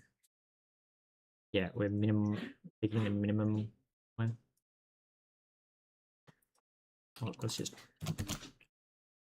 Okay, so it's rendering cubes like so, and then we go. You iterate through each group.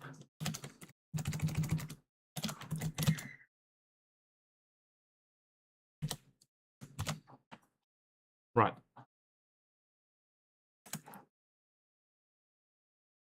We say if block, you don't like that for some reason.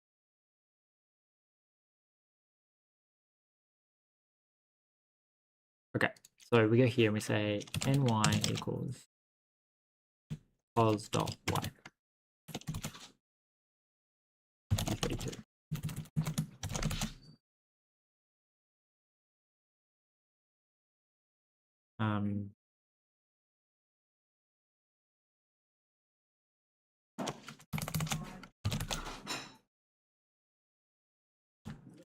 Okay, so it's sampling that, and then we say if block, do that. So I don't think it's doing what I want it to do, which is that it should be making it smaller when there's nothing in there.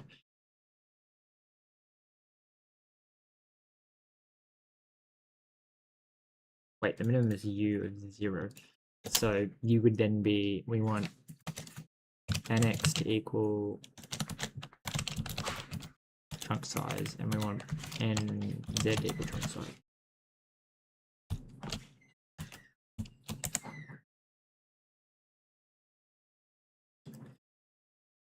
To go back to our vertex thing and be like, swap this. Okay.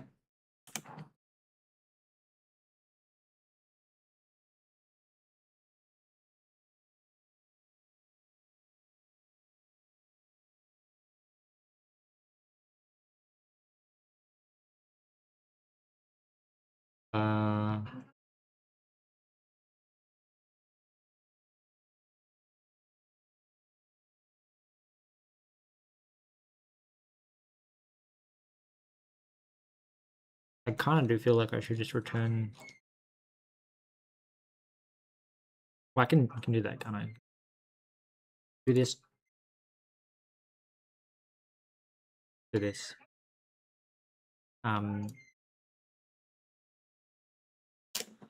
If nx equals chunk size, return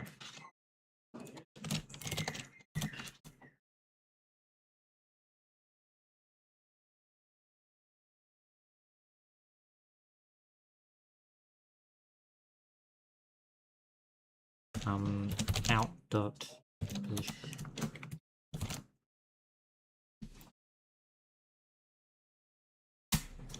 I still think it's funny that Nat felt they were falling apart after 2 weeks.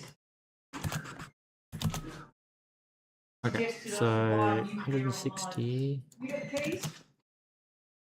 200. So that's actually like a really good improvement. Really. It's still worse than I like before I started optimizing, but it's like 40 FPS increase. The question is, are you actually doing anything? Because that's so when we go back to here and we say, hey, I just like make this 1. What that should be doing is basically saying that like when I turn this back again, I say this, that should be the top of the mountain. So yeah, it's just not rendering anything above the mountain. So you take the minimum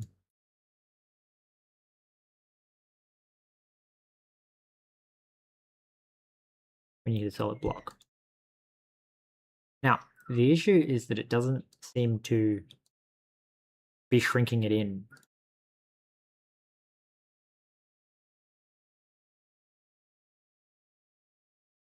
Right, like maybe it is and I can't see it, but like when I turn this back to this, it doesn't appear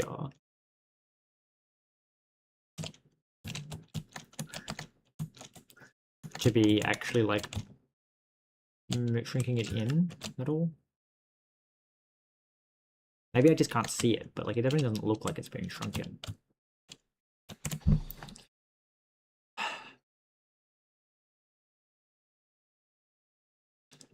I just return pos.x. So yeah, it is just filling.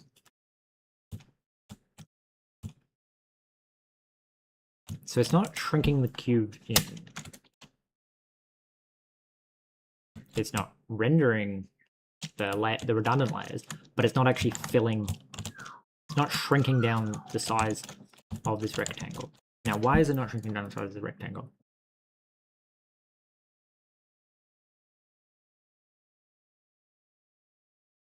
So if neither of them get a reset, so we are getting somewhere.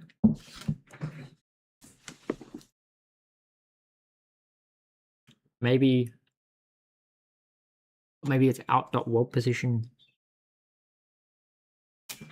So maybe we go here and be like out.world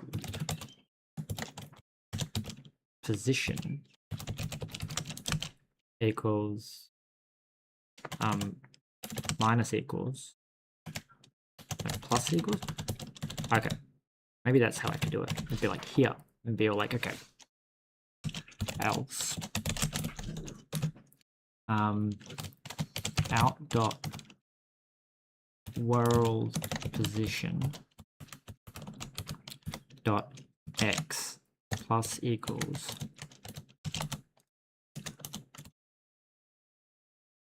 did that change anything?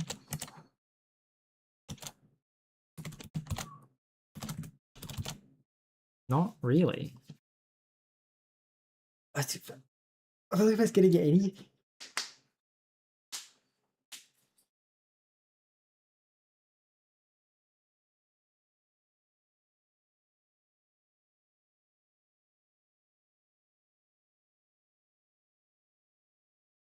Like I don't quite know why there's still squares and whatnot. Right, because then you would be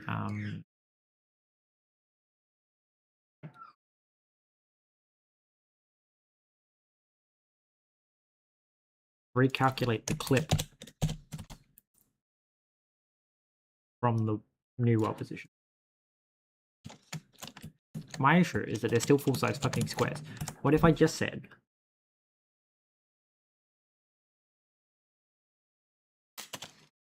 F32 and NX?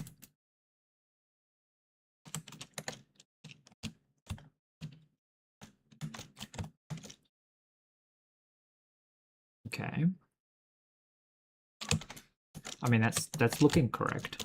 And then if I said, I guess it's just because I'm multiplying it by a small number and like that was causing. My issue is I think it's crushing it. So I would probably need to recalculate the normals and everything, because otherwise we end up like smushing everything. But like that's what I'm going for basically, is that like anywhere that there's no need for the larger square. So we're like 140. And then if I just go back to like here and turn this back on, like instead of outputting a color, here's output here. Like, I'm assuming these look different. The mountains look the same to me, to be honest. But... So, like, look here and then go back to Vertex and be all like, okay, don't offset anything. Okay.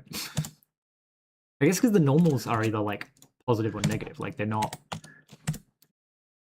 changing anything, is it? Which is like exactly what we want, right? Now the question is 150 and on, like we gained 10 FPS. So the question is like, because annoyingly we have to do it like every time. It would be nice to be able to condense the hot path into like one loop instead of having to fucking. So you take the maximum Z because you're the 0 max thing. So you set NX to chunk size and Y to position and then Z to 0. And the question is this still rendering the same? So we say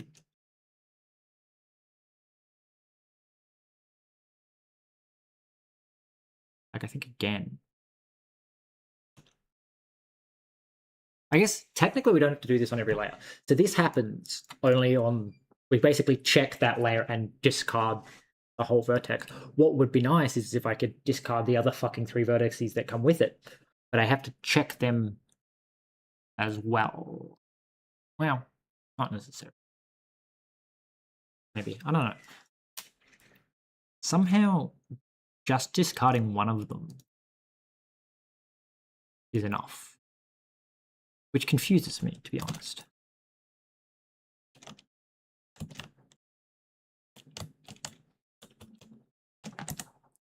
So we have to go back to here. We have to be like, right. Just do that.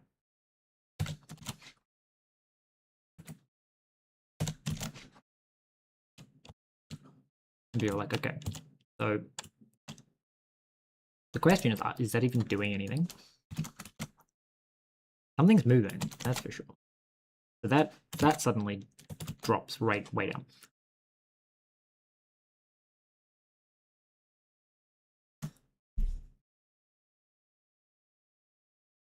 I do kind of wish there was a way to like know. I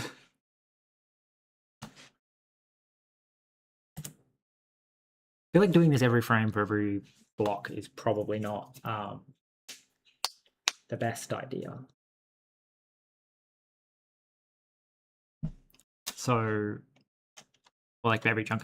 So what we could probably do is like have our LOD stuff like calculate more information. And it also, this is in fact breaking something. Okay.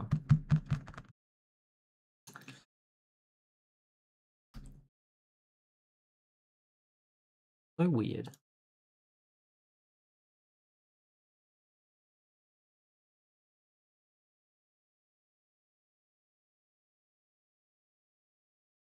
What do I need to get to 32? 32. So it's 2 to the 5 to 2 to the 5th. 32. So it need 5 bits.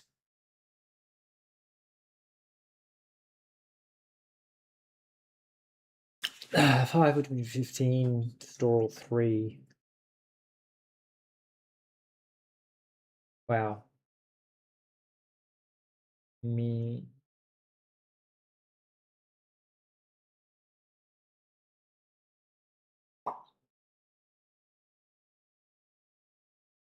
I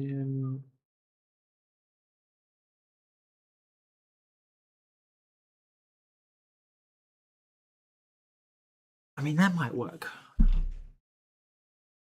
So what I'm thinking is instead of doing it all in the shader every single time, we should encode into the LOD variable. So somewhere, like in chunk somewhere. We have our LOD hint. So our LOD hint is going to be like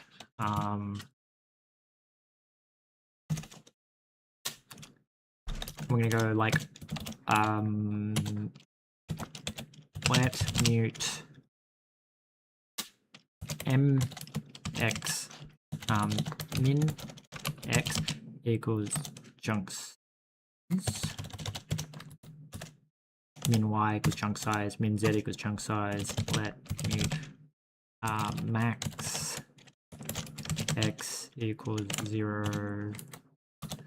Right, z, what the fuck? Okay, right, and then we say for cap locks on for sure. For this, we get the block xyz. We say if block does not equal block void, then min x is the min of the x, min y is the min of the y, min z is the min of the z, max x is the max of the y, x and the max y and the max z. Right, and then we want to go. Do I need the 32? Technically, I only need to encode like 31.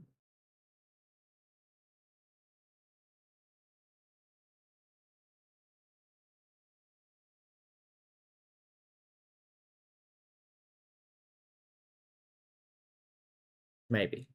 What I'm thinking is like I can encode into the LOD, and we can go LOD hint. Can we just say that this is just a U32? That the LOD kind of just needs to not be something stupid like this. So we're going to say you do this, and we're going to say if solid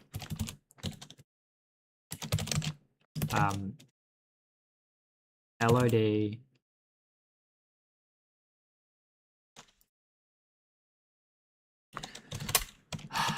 LOD, I don't know, return, we just say U32, U32, yeah, U32 max, right. Well, don't, and then if, else if empty, and then otherwise, no, don't do this, right.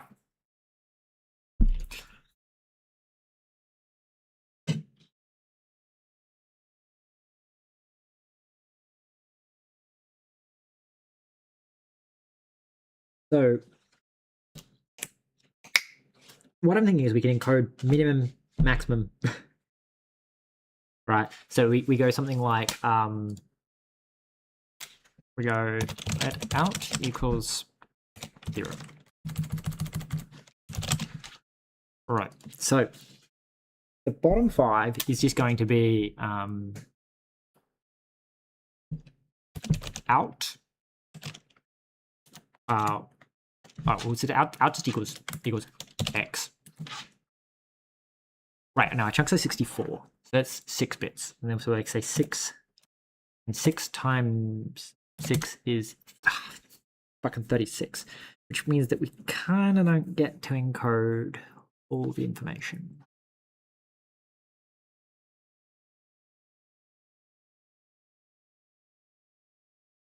So what if we said 6 times 3 plus 15? That's 30. Ah, fuck off. That's 33 bits I would need. You're annoying. All right, so we're going to say 15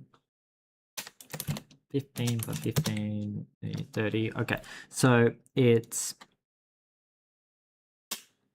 x divided by 2. I guess bit shifted 1, which is the same as dividing by 2. Shifted 1.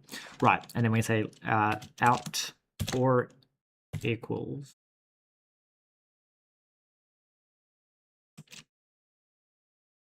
y is shifted 10, you're shifted 15, my friend. Right, so for now we're gonna do that, but it's not x, y, z, it's min x, min y, min z. Right. And then we just drop out the bottom, except you're apparently U size, as U32. Right. The other thing is we could also just like pass the information in as a higher resolution thing. So when we do our LOD hint, we do that. And then we go here and we go somewhere I pass in the fucking LOD hint. Somewhere. Right. So it's chunk. So first off, chunk, you just apparently LOD. But we can just call LOD and we can say you're actually a struct now, not an enum.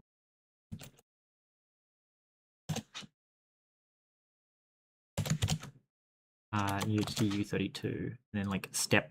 Can we just like maybe just get rid of step entirely because I don't actually care about it right now. And then ID, and ID just returns self dot 0. Right. So that should then like work a little bit better. We do have to get rid of like this. And be all like, don't care. 1 and then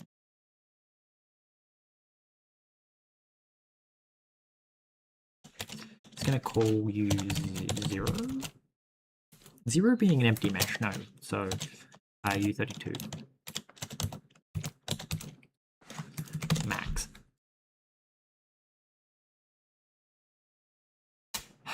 Okay. Yep. Yep.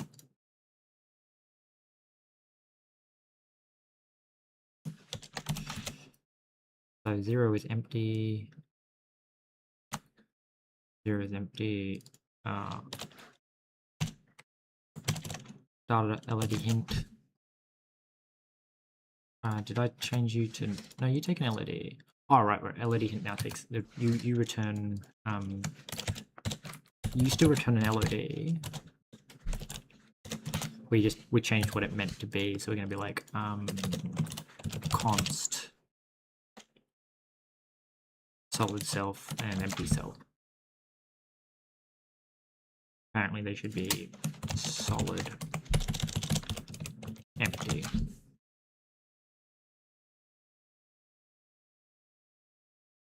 Okay. So you become LOD solid. You become LOD empty. But I have to go back to LOD and make these public apparently.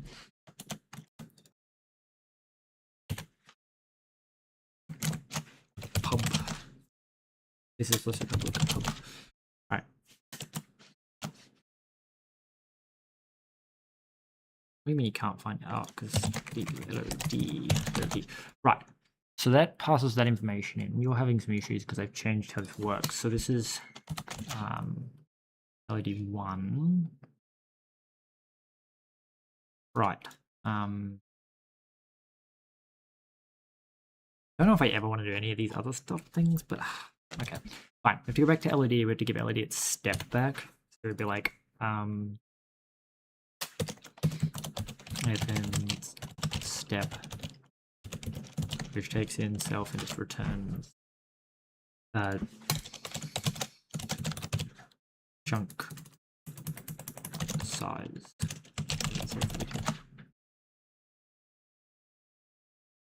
Wait, you return a 32 if I remember, and then you just return 0.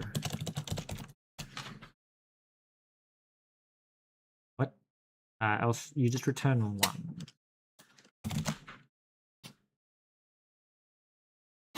Okay, so that should be everything working. Now, hopefully, this means that when I run this, it should be passing in LODs. I should also be committing this at some point.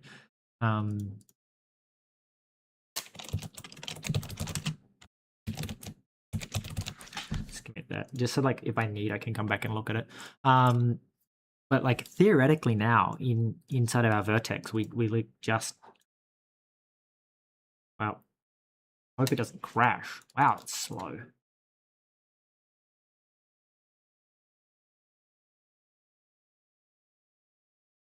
Why is it so slow? It's got to be chunk generation.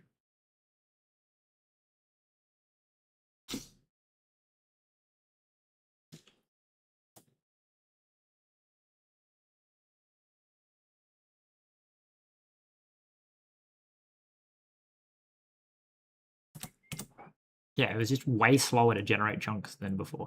Right. So now apparently this is everything with LED is 0. So we go here and we go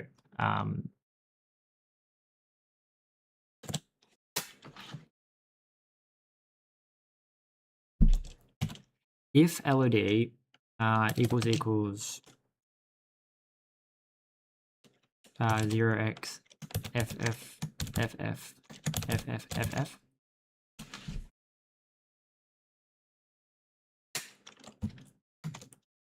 Whoa.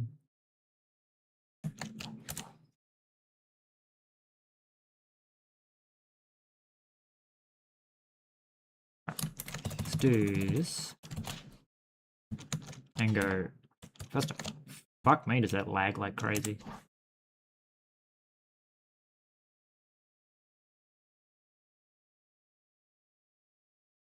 Solid gets its own thing, but Solid doesn't need to check inside. Okay. So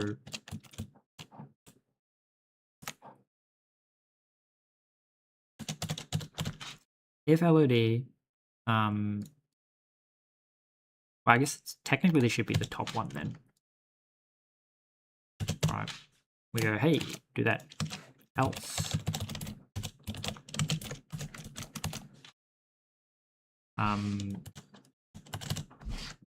Just do that. All right. So now we just have solid ones. Correct? Correct. Okay. Honestly, it's probably because I'm not compiling in release mode that it's being so laggy, because it's iterating everything. Anyway, so if I then turn this off, do we not get everything back? Why is not everything here?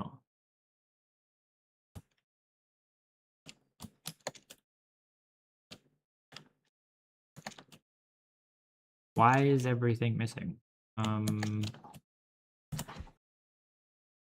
What did I do wrong? I'm probably giving a whole bunch of things LEDs as 0.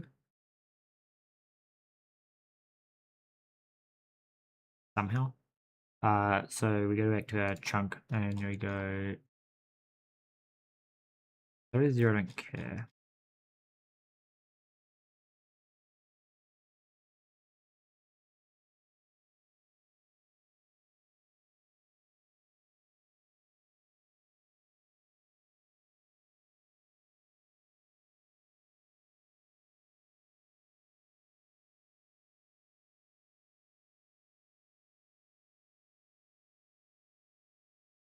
Hmm.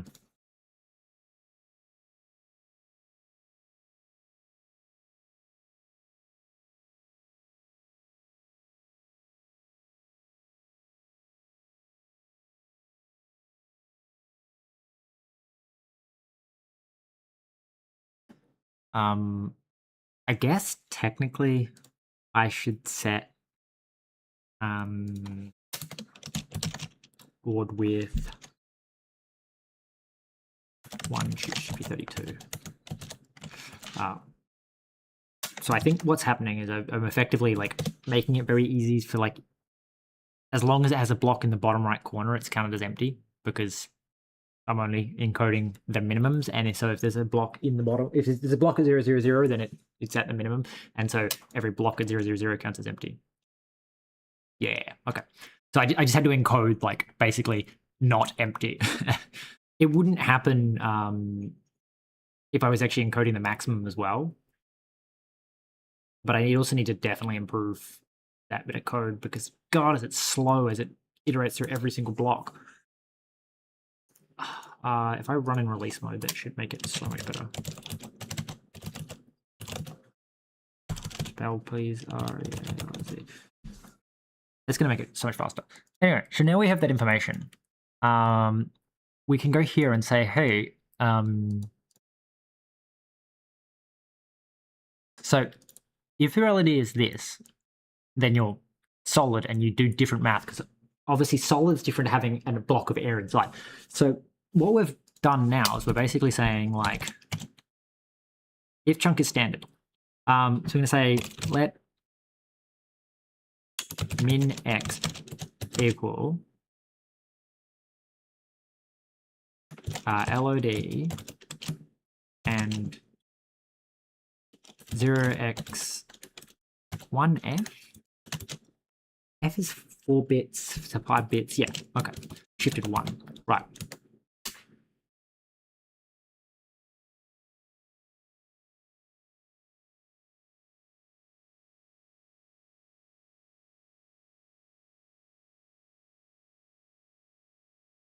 Wait, I don't know if I want to bit shift it, because doesn't that turn...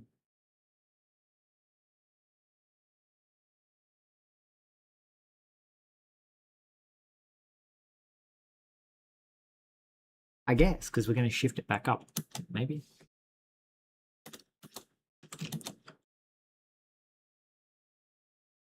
So that should give us our minimums.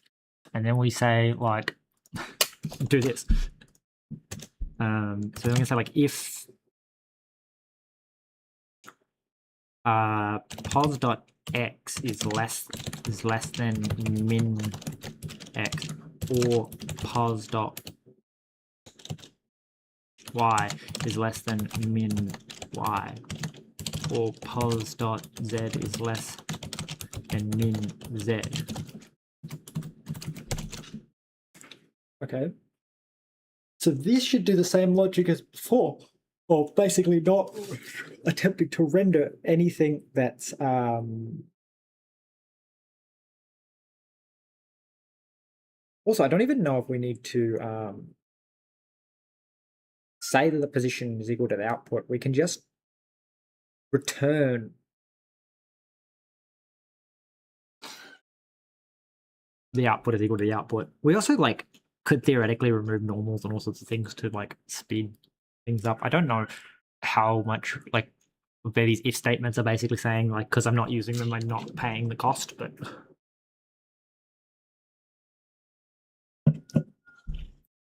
so in theory, this will make it significantly faster at the cost of how fucking slow chunk generation is now. Simply because now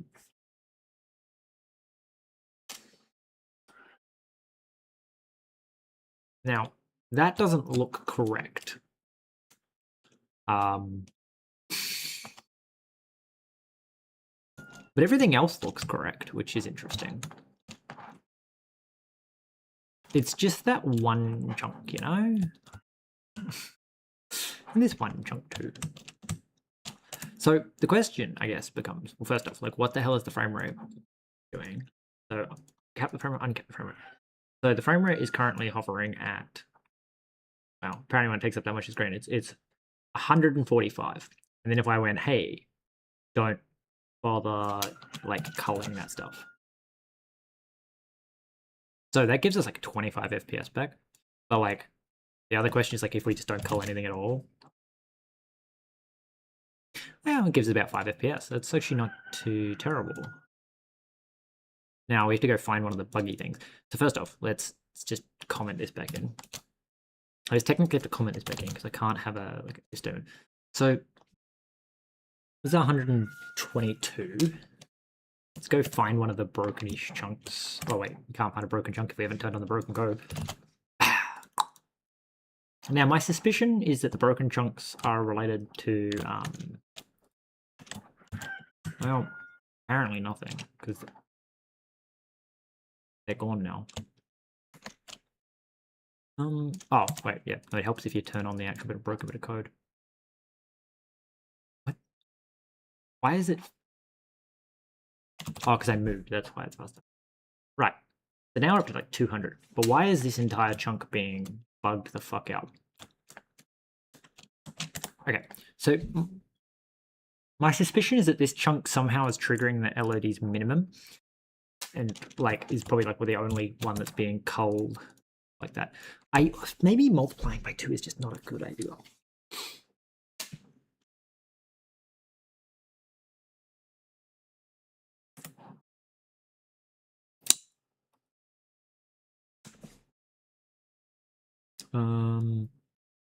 Where's it here? And we go, if I flip this and then go, hey, render this, and go, hey, first off, why is all this still being rendered? I guess it's because that's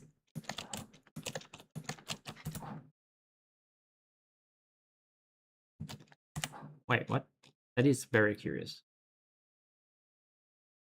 So first off, I think I want to say like out position equals this and then just return.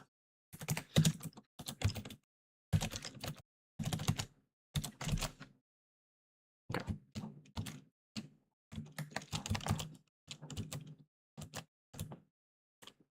So it is something specific about these chunks are losing some kind of information. Now, the interesting thing is that we're only doing the minimum, which is interesting. Okay. Now, I'm curious if I need to like +1.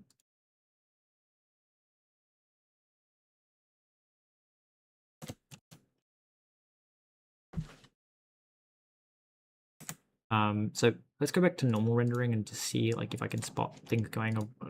With. So please render normally. So that's done some weird ass shit.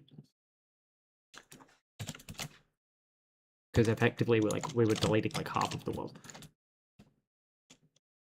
So what if I said like x in x plus 1? No. In x minus 1? Well, that's gonna like result in like underflows and shit. Okay.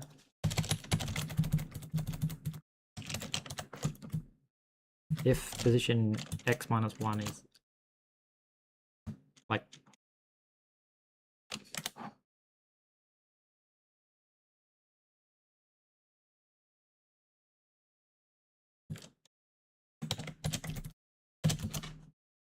what if I like don't multiply by 2?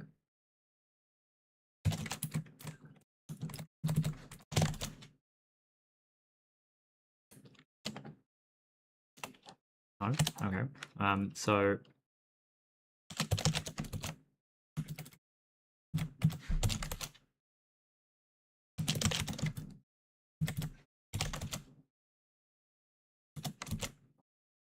interesting. I don't know why this one chunk is broken. These other chunks are also broken. But in like a very strange way. Now that's gotta be because I'm fucking with the...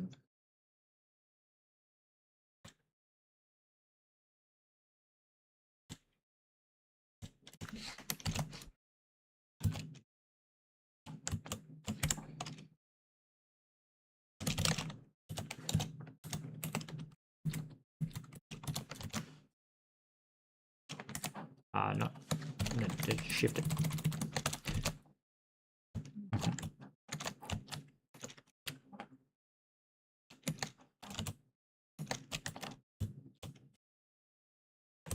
Okay.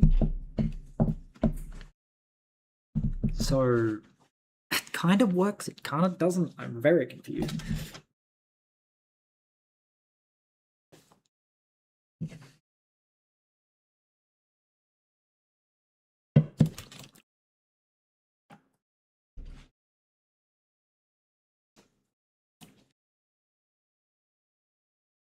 Right. So I think we need to go back to like only touching the one that's actually relevant. So we need to be like, that would probably make a lot of sense. If out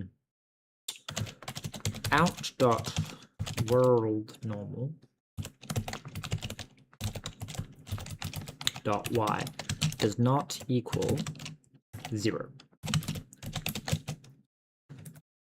Well, I guess for now equals 0, and then we're going to say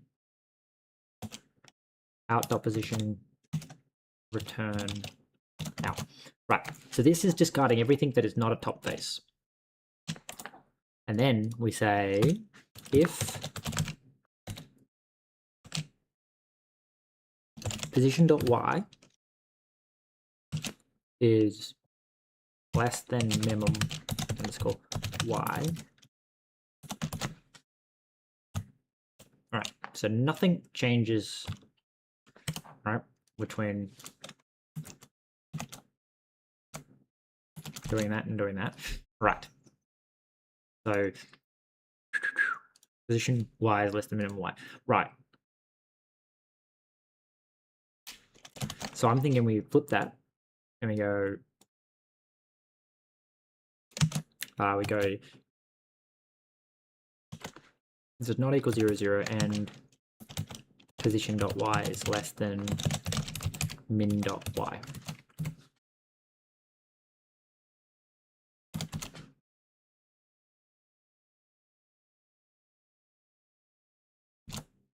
Okay.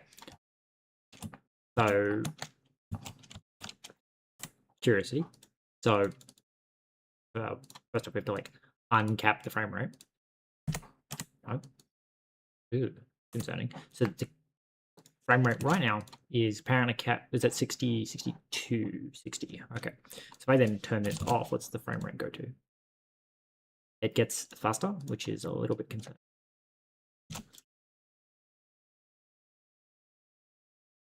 Okay. So we're going to go back to our thing of being like let y equal let z. We put x at the top there. X. Let x equal. Right. Just because it tidies this up, so we're going to say if x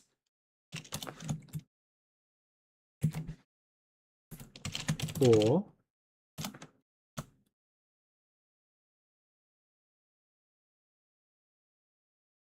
apparently this has made like no impact to our frame rate. Interesting. But it should mean that when I come in here and if I flip like this around, then like no, so you are still rendering like the stuff that's above. Like this should be gone. Oh no, because this is the minimum, and obviously the minimum has like the least impact.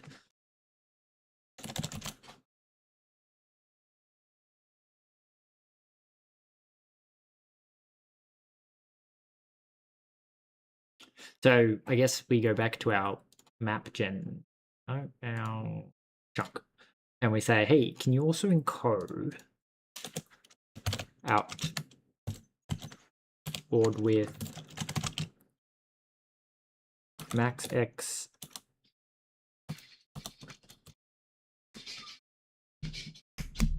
plus I don't know if my minimum's correct at the moment, but anyway. Well, that one's being shifted 30, so that seems concerning. Wait a second.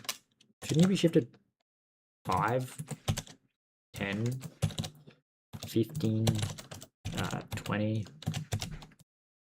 25? That might explain why some chunks were broken.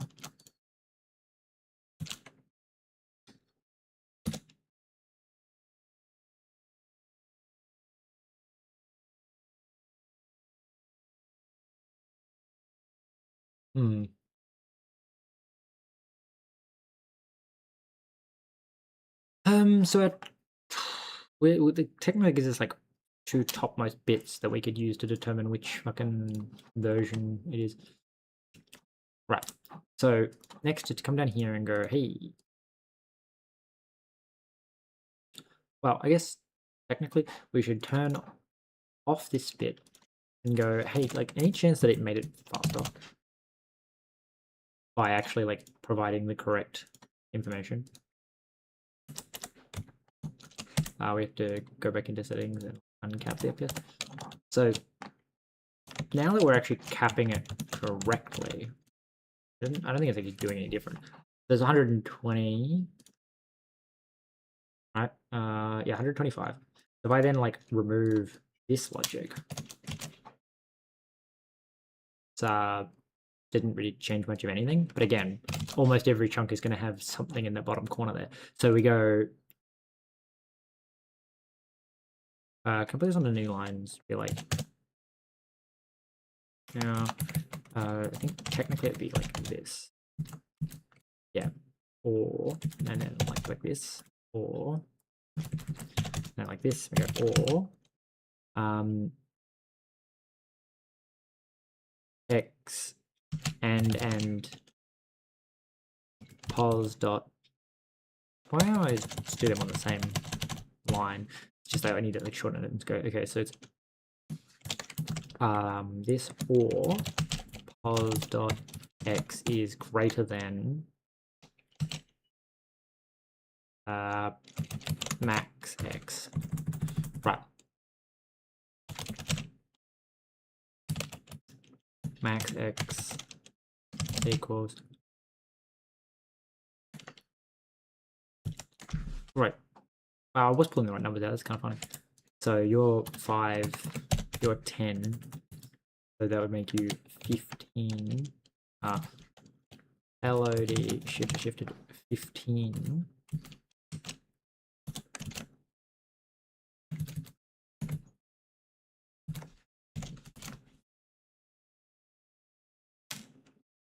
Right. And then you're 20 and you're 25. Alright. So it's 26. I'm going to turn this off. You become 25, so like 1 FPS. Hilarious. But theoretically, we do the Y and the Z. They should be the biggest impact. It had almost no impact. Yep. Voxels. So when I come, there's other stuff that's going to be done. So it's not just a complete wash. We go here. We go, if I go back down to here and go, hey, render just the big chunks. I mean, it's kind of working. It's not really working. Why are you still rendering like the entire? Oh, right, because it's not rendering the tops. That's what I'm working on next, is the fact that, like, yeah, we're not rendering the top. I mean, theoretically, it shouldn't be rendering the middles either, but I guess there's Z planes for me. No, why am I still seeing? Shouldn't you have a normal of Y, and therefore be considered higher than the minimum Y? All right, anyway.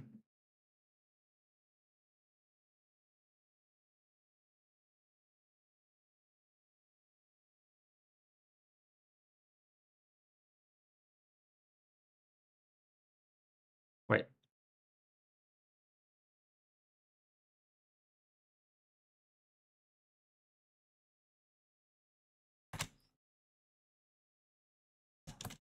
Maybe this is what my problem is? That I'm literally only applying it to a single. Okay.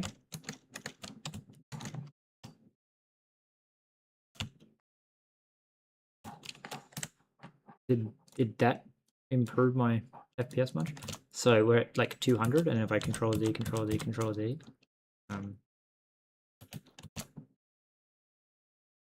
so that's like 185. I guess we go back to doing this. We go, okay. So you're at like 95, and then we go here and we go, can I get you to fix this logic of being like, you don't only apply. It's shift control. Okay. So you don't only apply.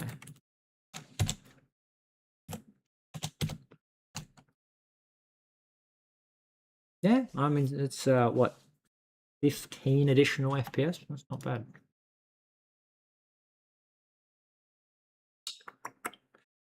Right, so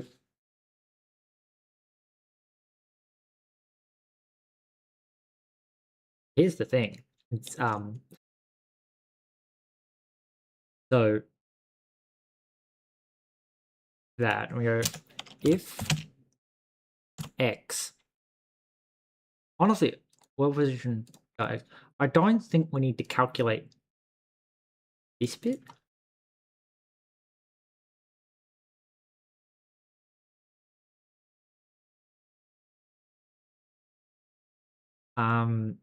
Here, because we're going to recalculate it immediately after, and I don't think we use it at any point.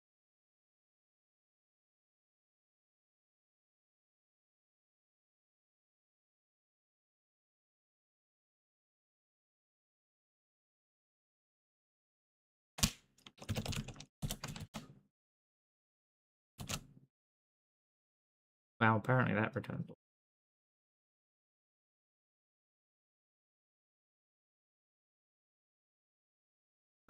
What did I do wrong? Oh, because I've got an if block down here. Right, so we do that, and we go, okay, so this is at like 110, and then if I go like return out. Not really any better. I don't really understand shaders enough to know how to optimize this. Anyway, so we're going to say, hey, if x,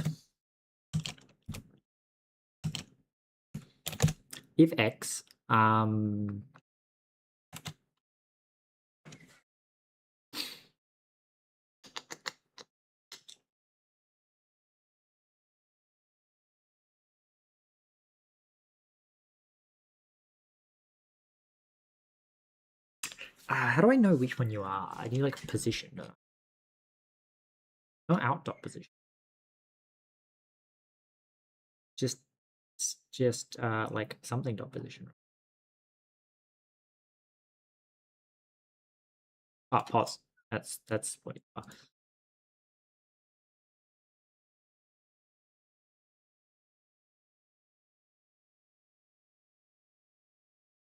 If x, okay.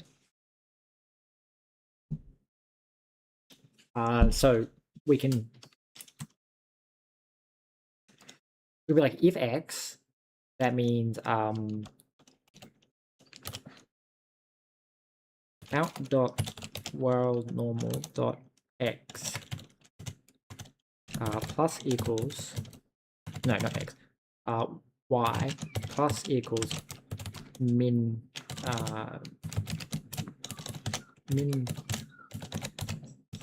y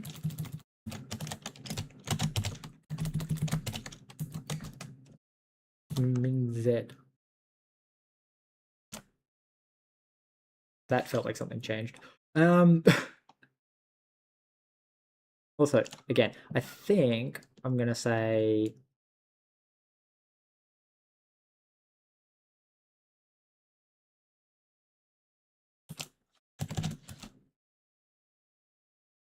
now we don't output the position at all. But if I put that like here, right, now we're giving it like the new world position.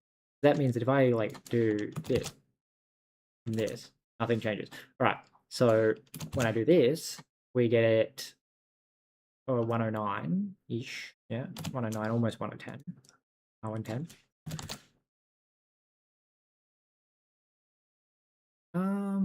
I can't tell if that's better or worse. I guess the trick is to go here and go like this and go like this and go, hey, did you actually like remove a bunch of things? It's really hard to tell. I guess, again, most of them, the minimum is that they're actually touching in that corner. So it's more like we need to say that, not here, vertex, if x, so let's walk down and go, hey, we're like 250 FPS. Question, if I do this, I don't like, nothing really changes because, again, like we lost, what, like 2 FPS? Because that shouldn't really be affecting that many. So then we go out dot world normal. Wait, not one normal, world position.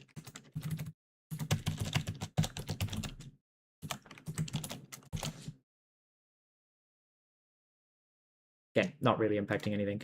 But I do need to go back in here and make sure that I haven't, by changing something else, fucked myself, and in that like the world's looking different now. So I need to find somewhere, yeah.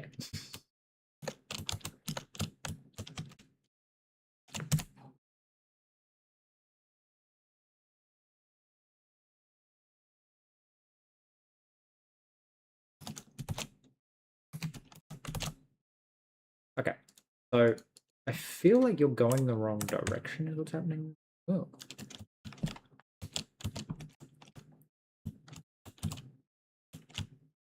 This whole chunk's a bit busted.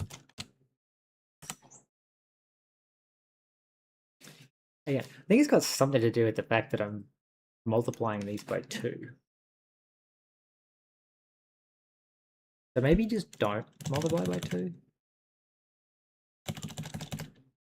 Don't multiply the minimums by 2 and multiply the maximums by 2. That still doesn't quite add up in my head on why that specific thing is being broken.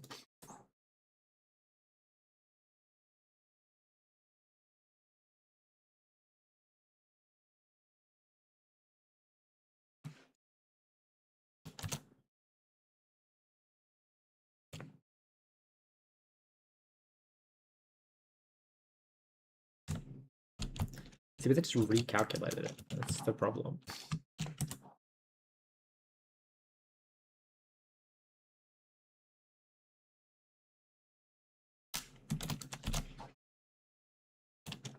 No.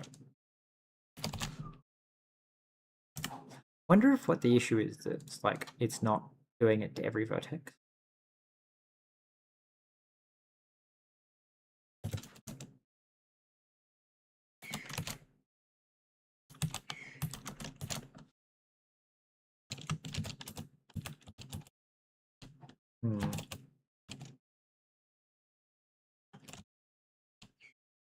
There's only certain chunks, and I'm wondering if they're like the negative chunks or something. Like it's the chunks falling on the 0 boundary where they're rounding or something. No, you're all doing it. Weird. That's the other thing, is they all do it like consistently as well. So it's a specific min-max value that's being rolled. Maybe I shouldn't divide the minimum by 2. Alright, let's try that then. So in our chunk generation code, that happy chunk, we're going to say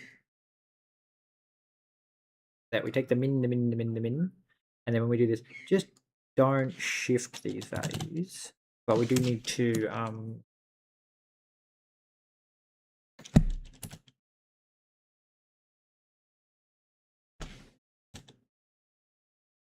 I mean, the minimum ones I shouldn't have to shift because they shouldn't be able to be 64, I guess. Well, yeah, I should. Wow.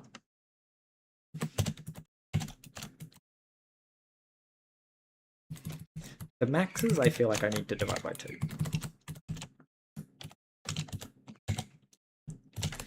Right. But these ones, I should, in theory, be able to say like, hey, minimum, the min, yeah, is chunk size. So actually we're going to say it's 32. So the biggest they can be is 32. I guess 31. That's the most you could fit in that many bits. Right. So basically they're set at 5 bits. These ones store that, but then they shift over 1. So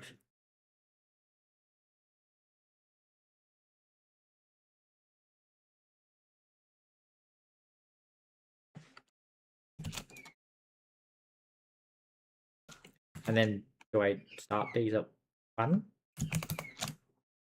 Oh, we're going to shift it over 1, so they should restart at 2.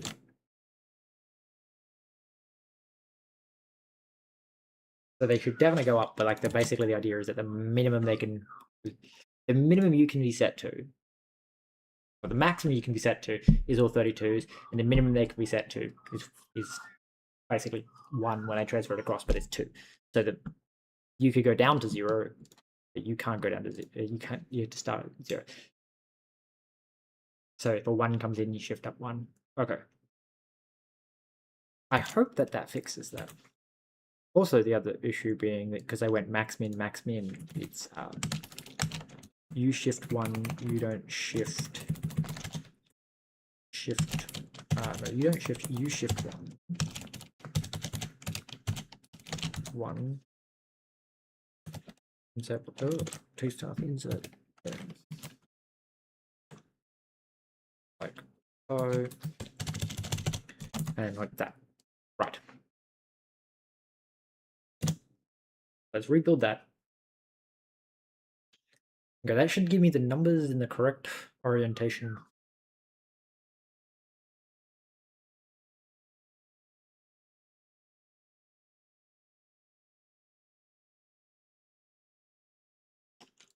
I think I made it way worse.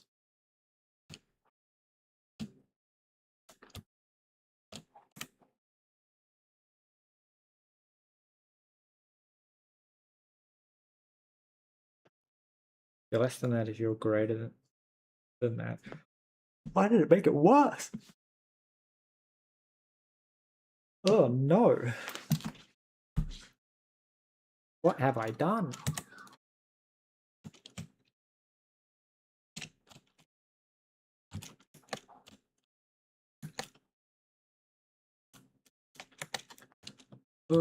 Okay, at this point, I don't care. I just want to get this next bit working. So the question becomes, go to our debug, show our frame rate, uncap it from 60. Go down. Alright, so if I now do that, does it break things?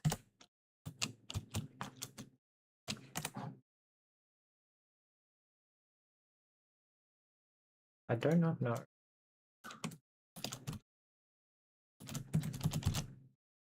I don't think that's breaking anything.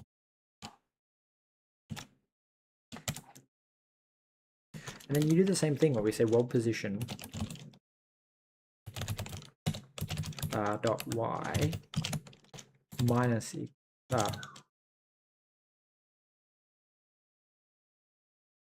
that's probably what our problem is.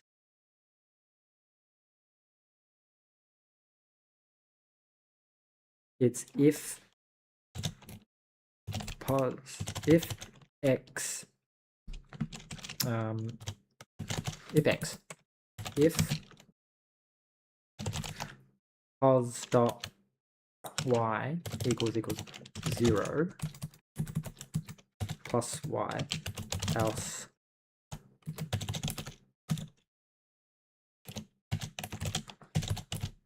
pos dot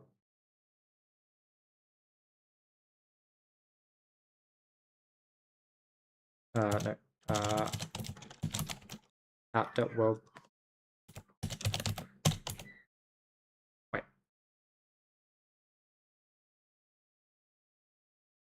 Yeah.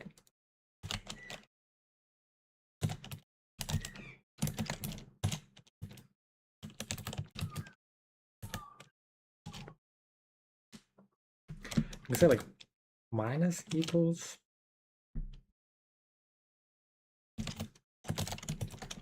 I say it's world size. It's chunk size. Minus max y.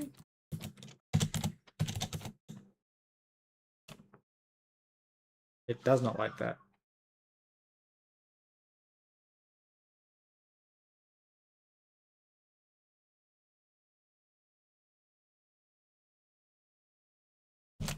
Right.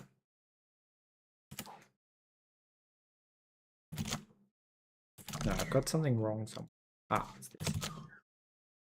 This one works. I don't think this is breaking anything. If I turn this one on, did that break something? I thought it was something moving in the background. Something's happening over here.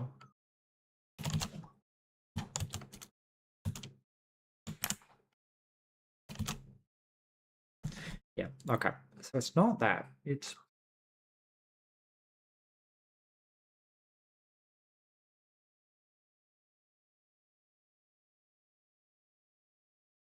mesh position local to world.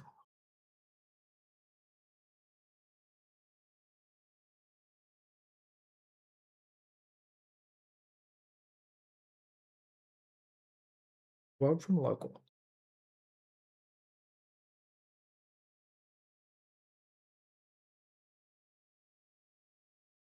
Well,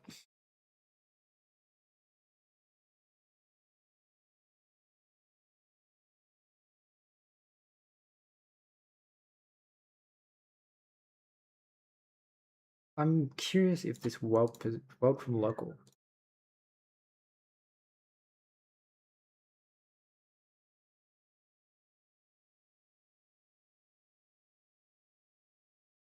Yeah, world from local. I think that's the mesh offset. So like again, theoretically, we could grab this and say it's not vertex to null. Where's the position? This one.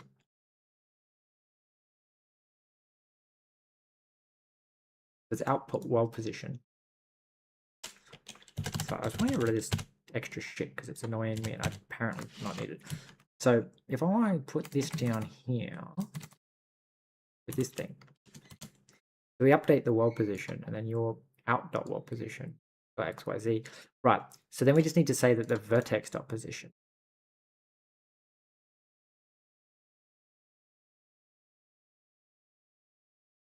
So whenever we use the world position, don't do that. It's vertex dot position. I'll touch this one. Now the question is out.world position. Do we use out.world position in any of these calculations? I don't think so. Because we're only just now getting to the point of not just discarding it. Right. And then we could say you don't plus equals. You just equal the minimum y. Oh.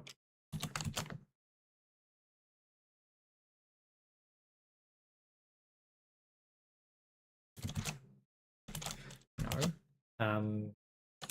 What was I doing plus equals? F32 min y. So that looks fine. It is getting a bit funky, but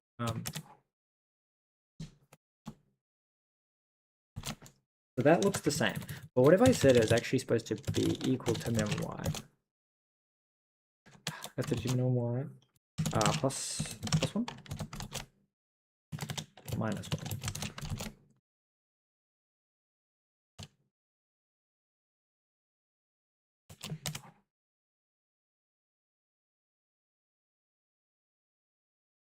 Oh, this is if it's an x.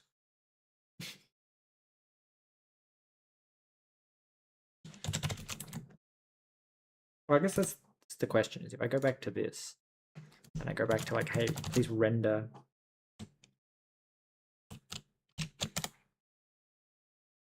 can I say like everything else out dot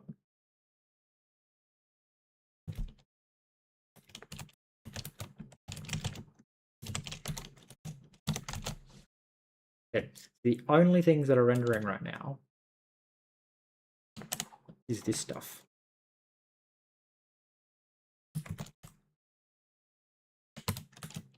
Right? Out. No, return. Okay. The only thing that's rendering right now is the solid blocks. Okay. If I turn this off, this is what gets rendered. Means we're discarding everything that's not inside of a box or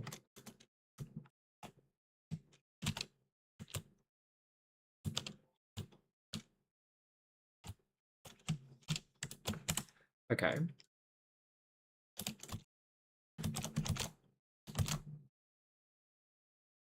If I don't do that. Right, so we're just like not rendering the bottom half of a block. But okay. Because the vertex dot position I guarantee is from -1 to 1. So like times by reciprocal times by 2 minus 1. Yeah. And then if we go back to here and go like, hey, render the actual colors for me.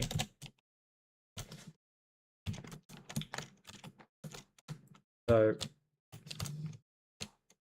that's looking pretty correct. This entire chunk is missing for some reason, but I honestly have no idea why. Okay. And that means that like you need to do the same thing where you're equal to F32 max times 3. Yep.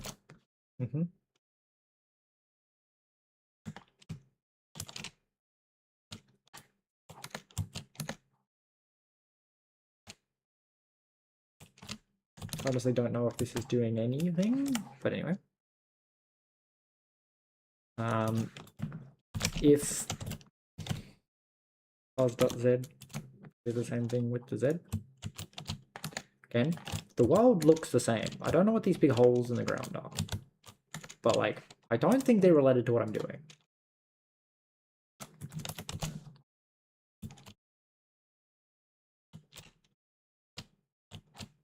Now here's the annoying thing. Why do you still reach all the way to the top?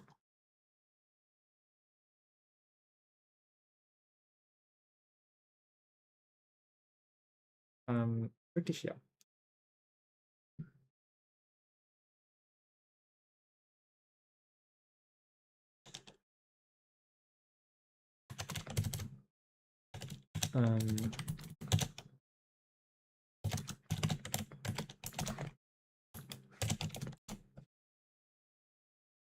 No.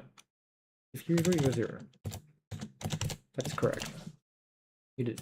So this doesn't seem to be doing anything. Why is that not doing anything?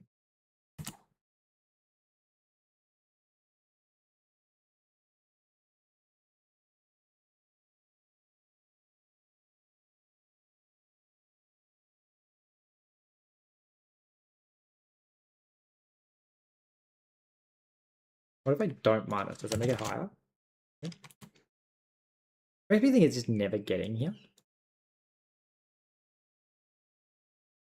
Y is just always equal to 0.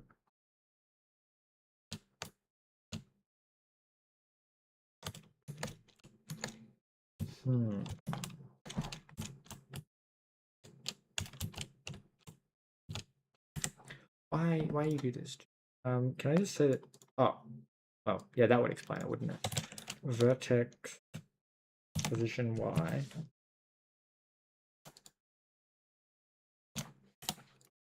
Oops, save this, please.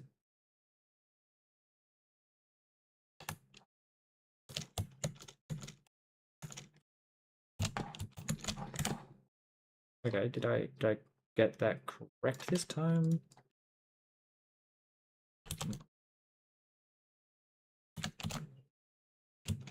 Okay. So that's the idea, is that like it's saying when I turn this back to normal mode, none of the mountain should poke up above this bit.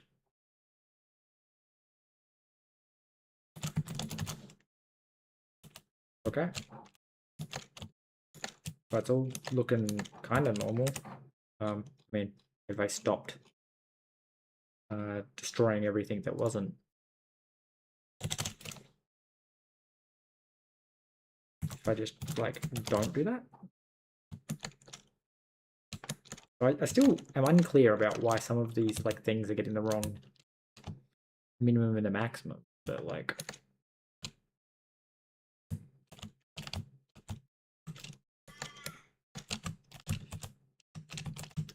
looking at that, it's like at chunk boundaries.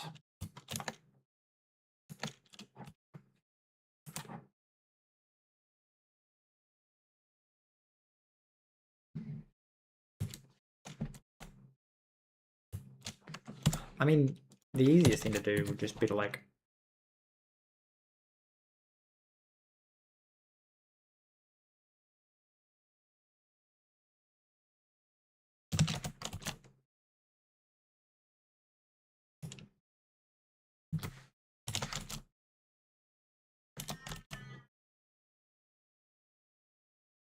so wait, if your position is less than the minimum -1, why would that make it more common?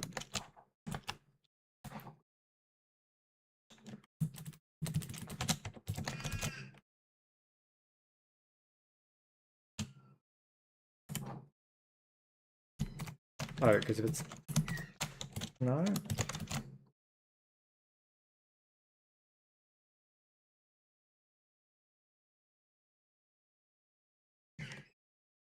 Honestly, makes 0 fucking sense.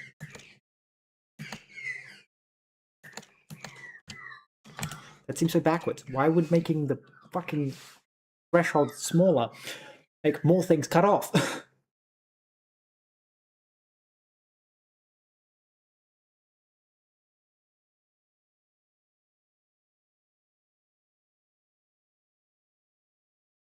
I don't understand. Alright, anyway. It's enough. Fucking run today. Something is happening at the chunk boundaries that is causing the chunk boundaries specifically to error out.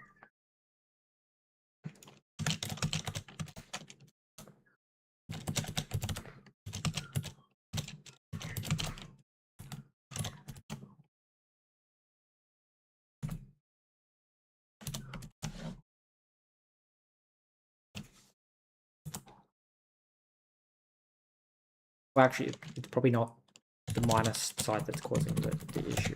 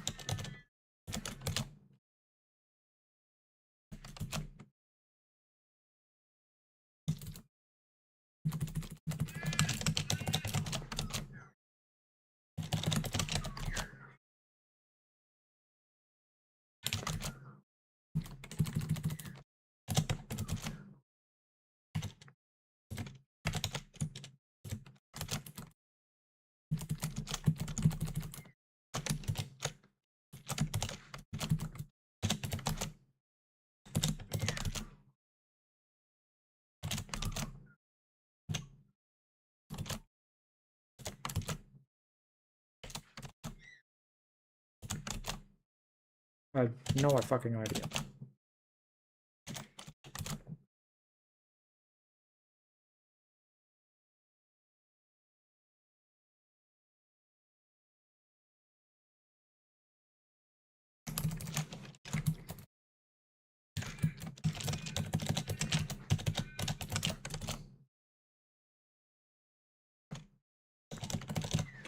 Yeah, I do not know why the fuck that is doing that. It's got to be somewhere else, some other piece of logic. But changing this does fucking impact it, so I actually don't know.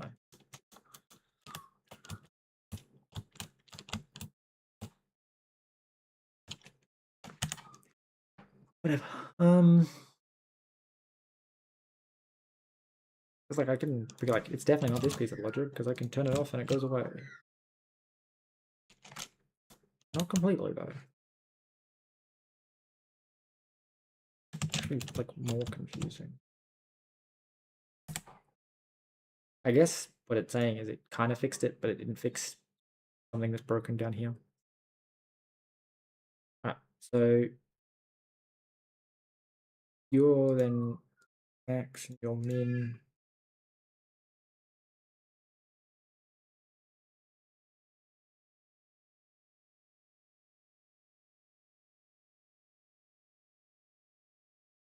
Okay.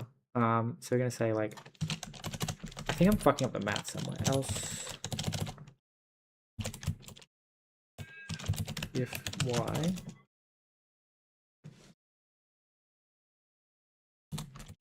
else if z. Hmm.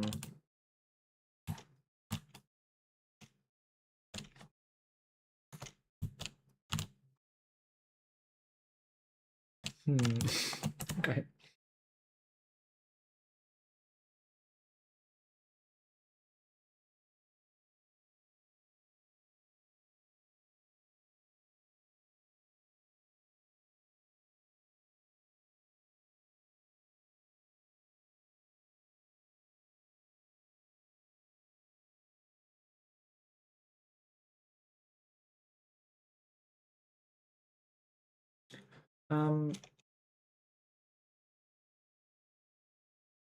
I feel like it needs to be clamped or something. Again, probably should be doing that inside the logic that's inserting it. I don't know what the fuck's happening with this one where it's entirely disappearing and like now they've all got a gap between them.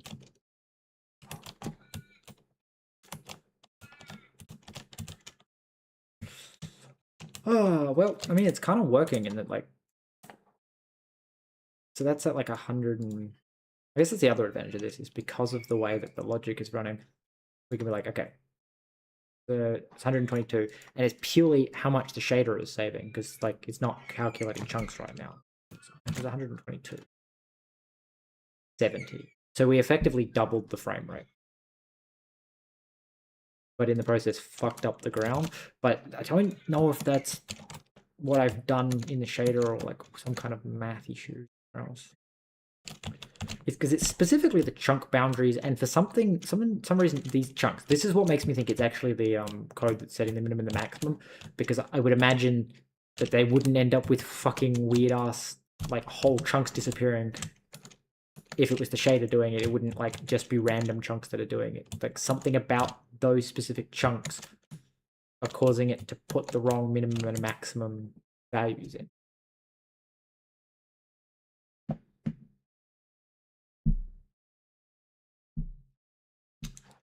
I don't know. Froze me.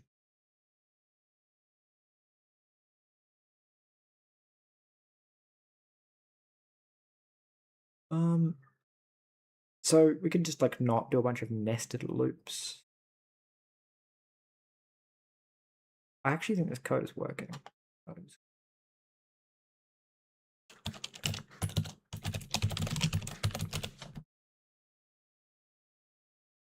Okay, so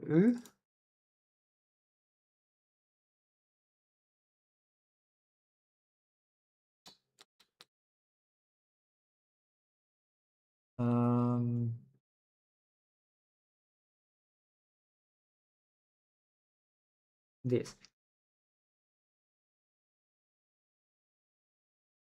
I think this is more like we need to iterate through each chunk, enumerate it, and do something like that. But anyway. So the max you can go up to is, in fact, you can go up.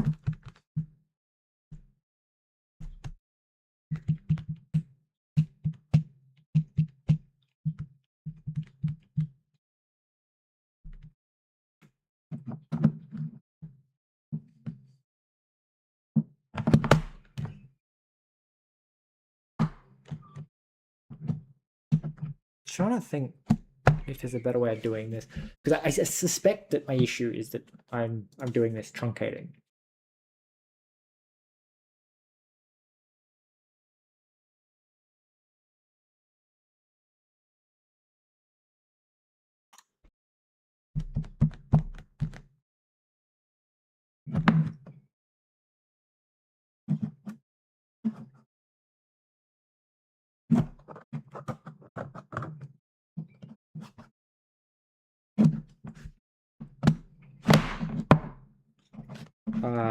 Well, I guess we take that, because we're truncating by one, we could lose up to one piece, which means that actually when we get the minimum and maximum back out, we would actually want to say that it is u shifted 1 plus 1 plus 1. Right, because like the max.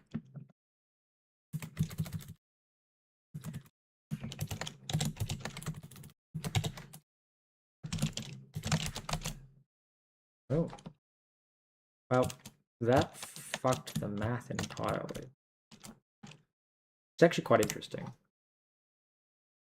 So first off, you go away.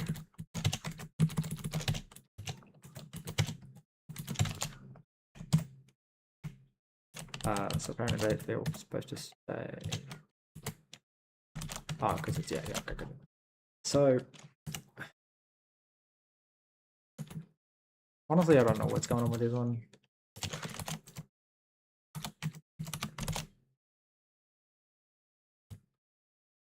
Hey, look, we're now down to just one singular air gap. And I think it's fixed those chunks that we're doing the big wiggle, which means that that singular air gap is probably actually just plus 1. Maybe? No. That plus 1. So we want to clamp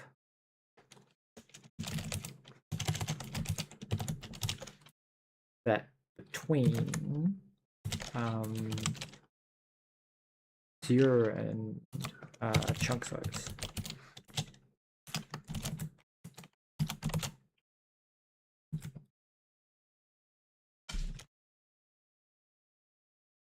Same with this one.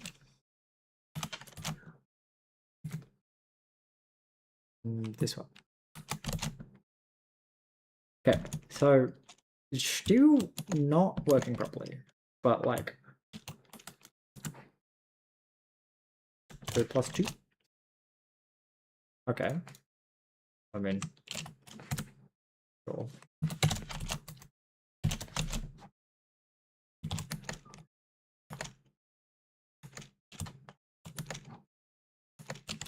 All right.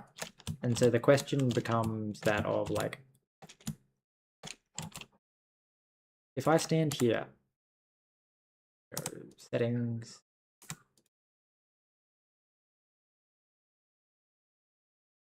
so we go, hey, this is going at like 35.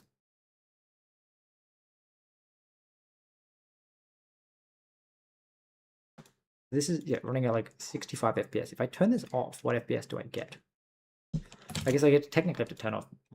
So we lose like 10 FPS. But technically, I think I should also turn all this off because this is quite an expensive piece of math. So it's like giving us like 10 FPS back.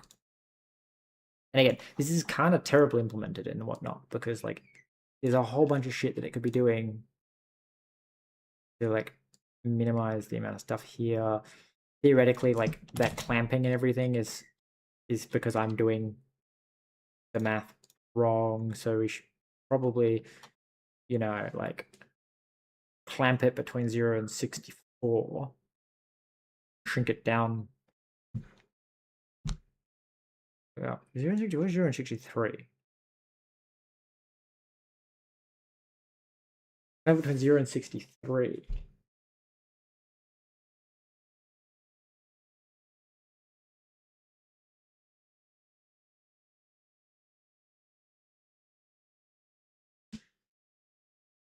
Yeah, so like we clamp it between 0 and 63.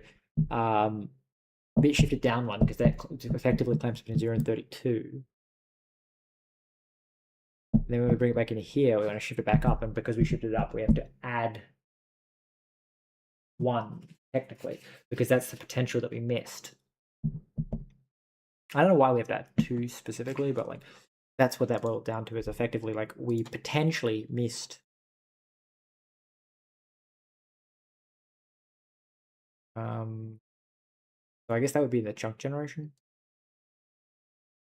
So technically this can be, this is like 0, and then we want to go here and we shrink it by 2 and add 2.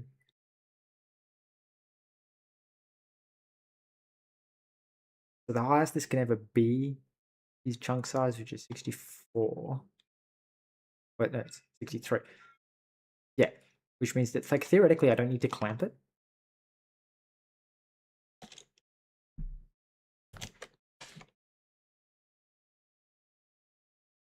But I do need to clamp it.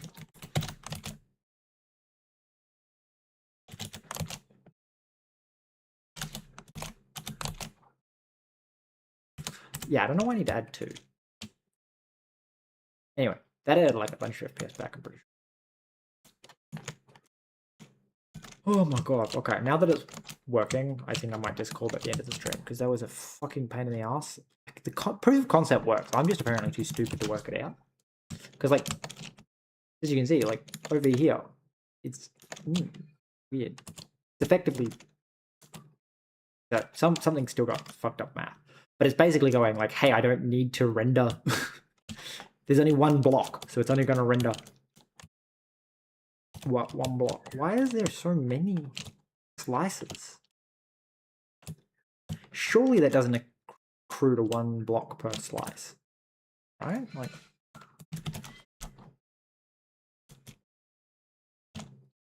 maybe it does. There's what, 3 blocks across my screen right now. There's no way that's only 3 blocks. hard to fucking tell because there's nothing there. I have a feeling that it's rendering like way more like slices than it's supposed to.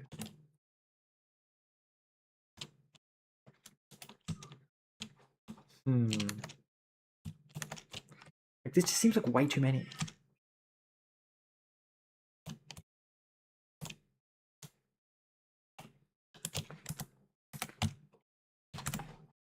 I'm gonna investigate that, but like the stream is coming to an end. 6 minutes because I am done. Let's have flip this back. I feel like I'm rendering way more chunks than I need to. So like we go back to our chunk, somewhere we like generate the mesh, bake the mesh. We do all the vertex shit and the shuffling around and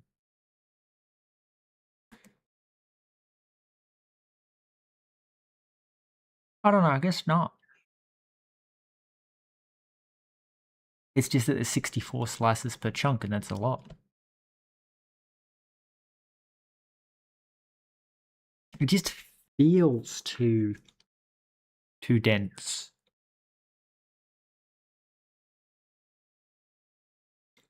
The other thing is also I've got 2 bits at the beginning that can encode painful information. So the idea is again like we can speed up the rendering by effectively offloading it to chunk generation.